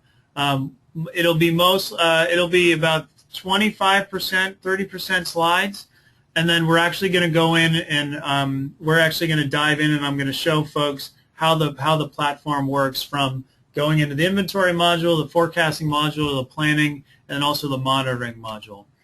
And then we'll take a break and then come back next week, Wednesday, November 12th from 1 p.m. to 4 p.m. And again, this is entirely voluntary, but this will be a hands-on training for inventory and forecasting in ClearPath. Well, I'll provide dummy data for folks, and I'll have to follow up with all the regional supervisors to make sure that they could get access to their ClearPath account for their regional agency or organization. As opposed to getting access to an individual local government. We're going to have to wait until folks are actually teamed up with the city, and we'll have to go through the normal pipeline to get that set up. But in terms of the training, we just want to set up a fictitious account for the members to play around with and get a feeling of how the platform works. And then finally, we're round up with hands-on training on the planning and monitoring modules in ClearPath next Thursday from 1 to 4. And so, yeah, those will be great opportunities for folks to get the sample data. The structure of those trainings will be, I will send the sample data or the sample scenarios to folks at the beginning of the training. We'll take about 45 to 50 minutes for each of the groups to break out and enter all the data into the platform. And then we'll take about 5 minutes to go through and take a look at each group's record entry and go over some troubleshooting or just highlight the successes that go on. And then we'll follow that same process for each one of the modules.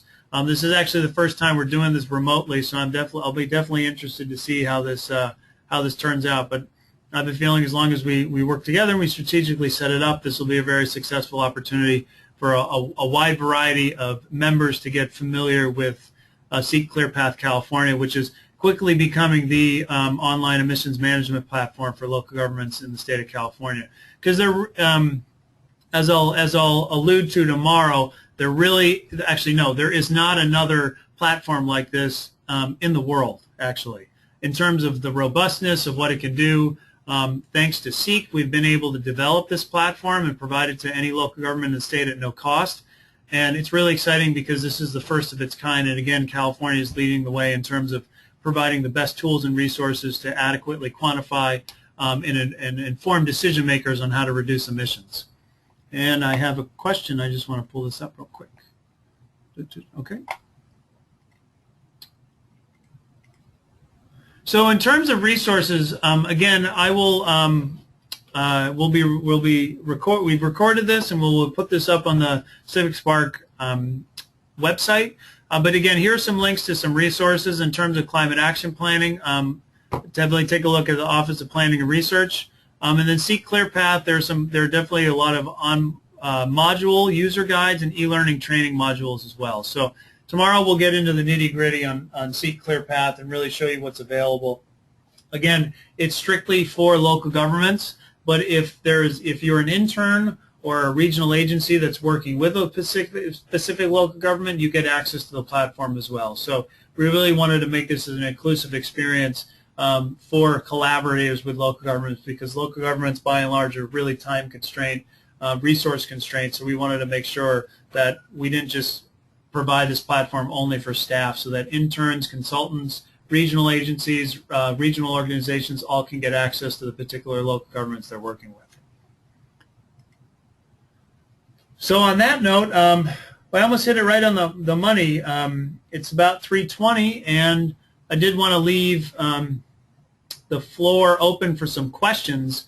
So if folks want to type any more questions in, I could actually unmute you just so we could have a little more of a bilateral or two-way conversation as opposed to me talking and you just typing in questions. So if there are any questions that come in, I can put you, I can unmute you, and you can actually, we can have more of a conversation.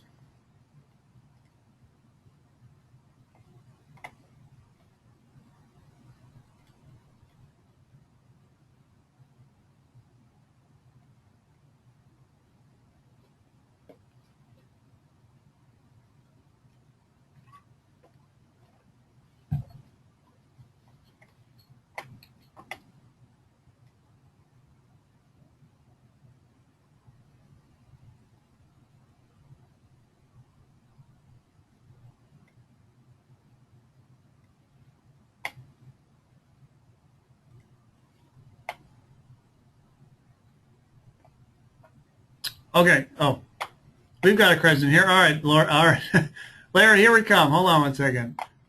All right. Okay. Hi, Larry.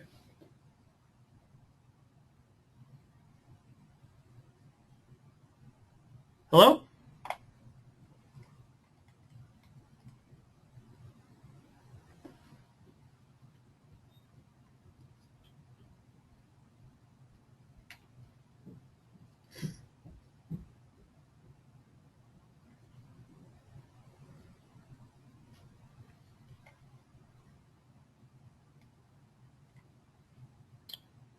Okay.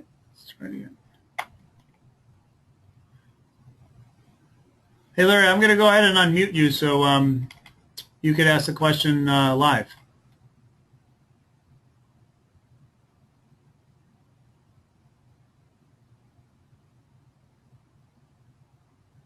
Oh. Okay, well, if you want to type the question in the question box, we'll feel free to answer it that way. So again, while Larry types in the question, again, here is my contact information. You can reach me at jr.killigrew@iclei.org, and then on the occasion that you need a little more direct assistance, you can contact me at my direct line here in Oakland, California.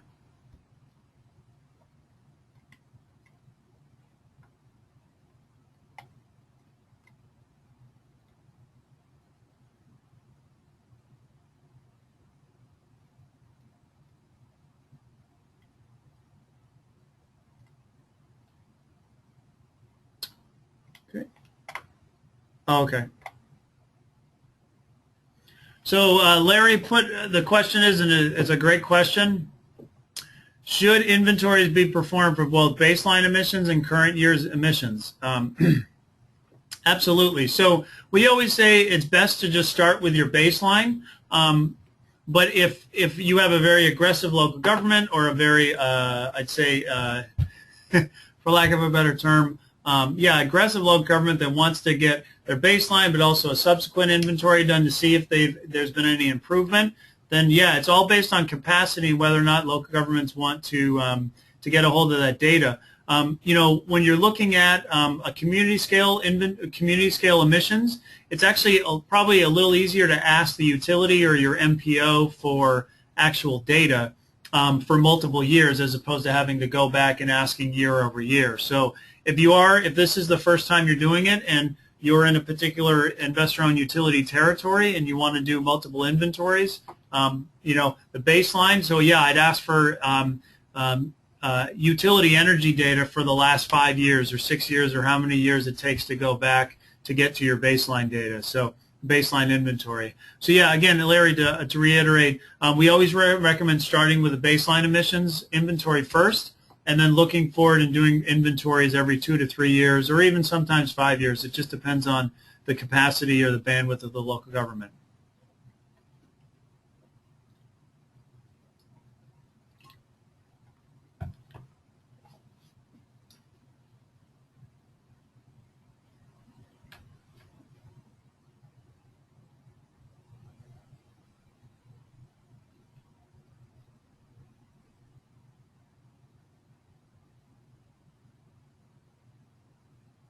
Okay, hopefully, Larry, that answered your questions. Are there any other questions from the groups thus far?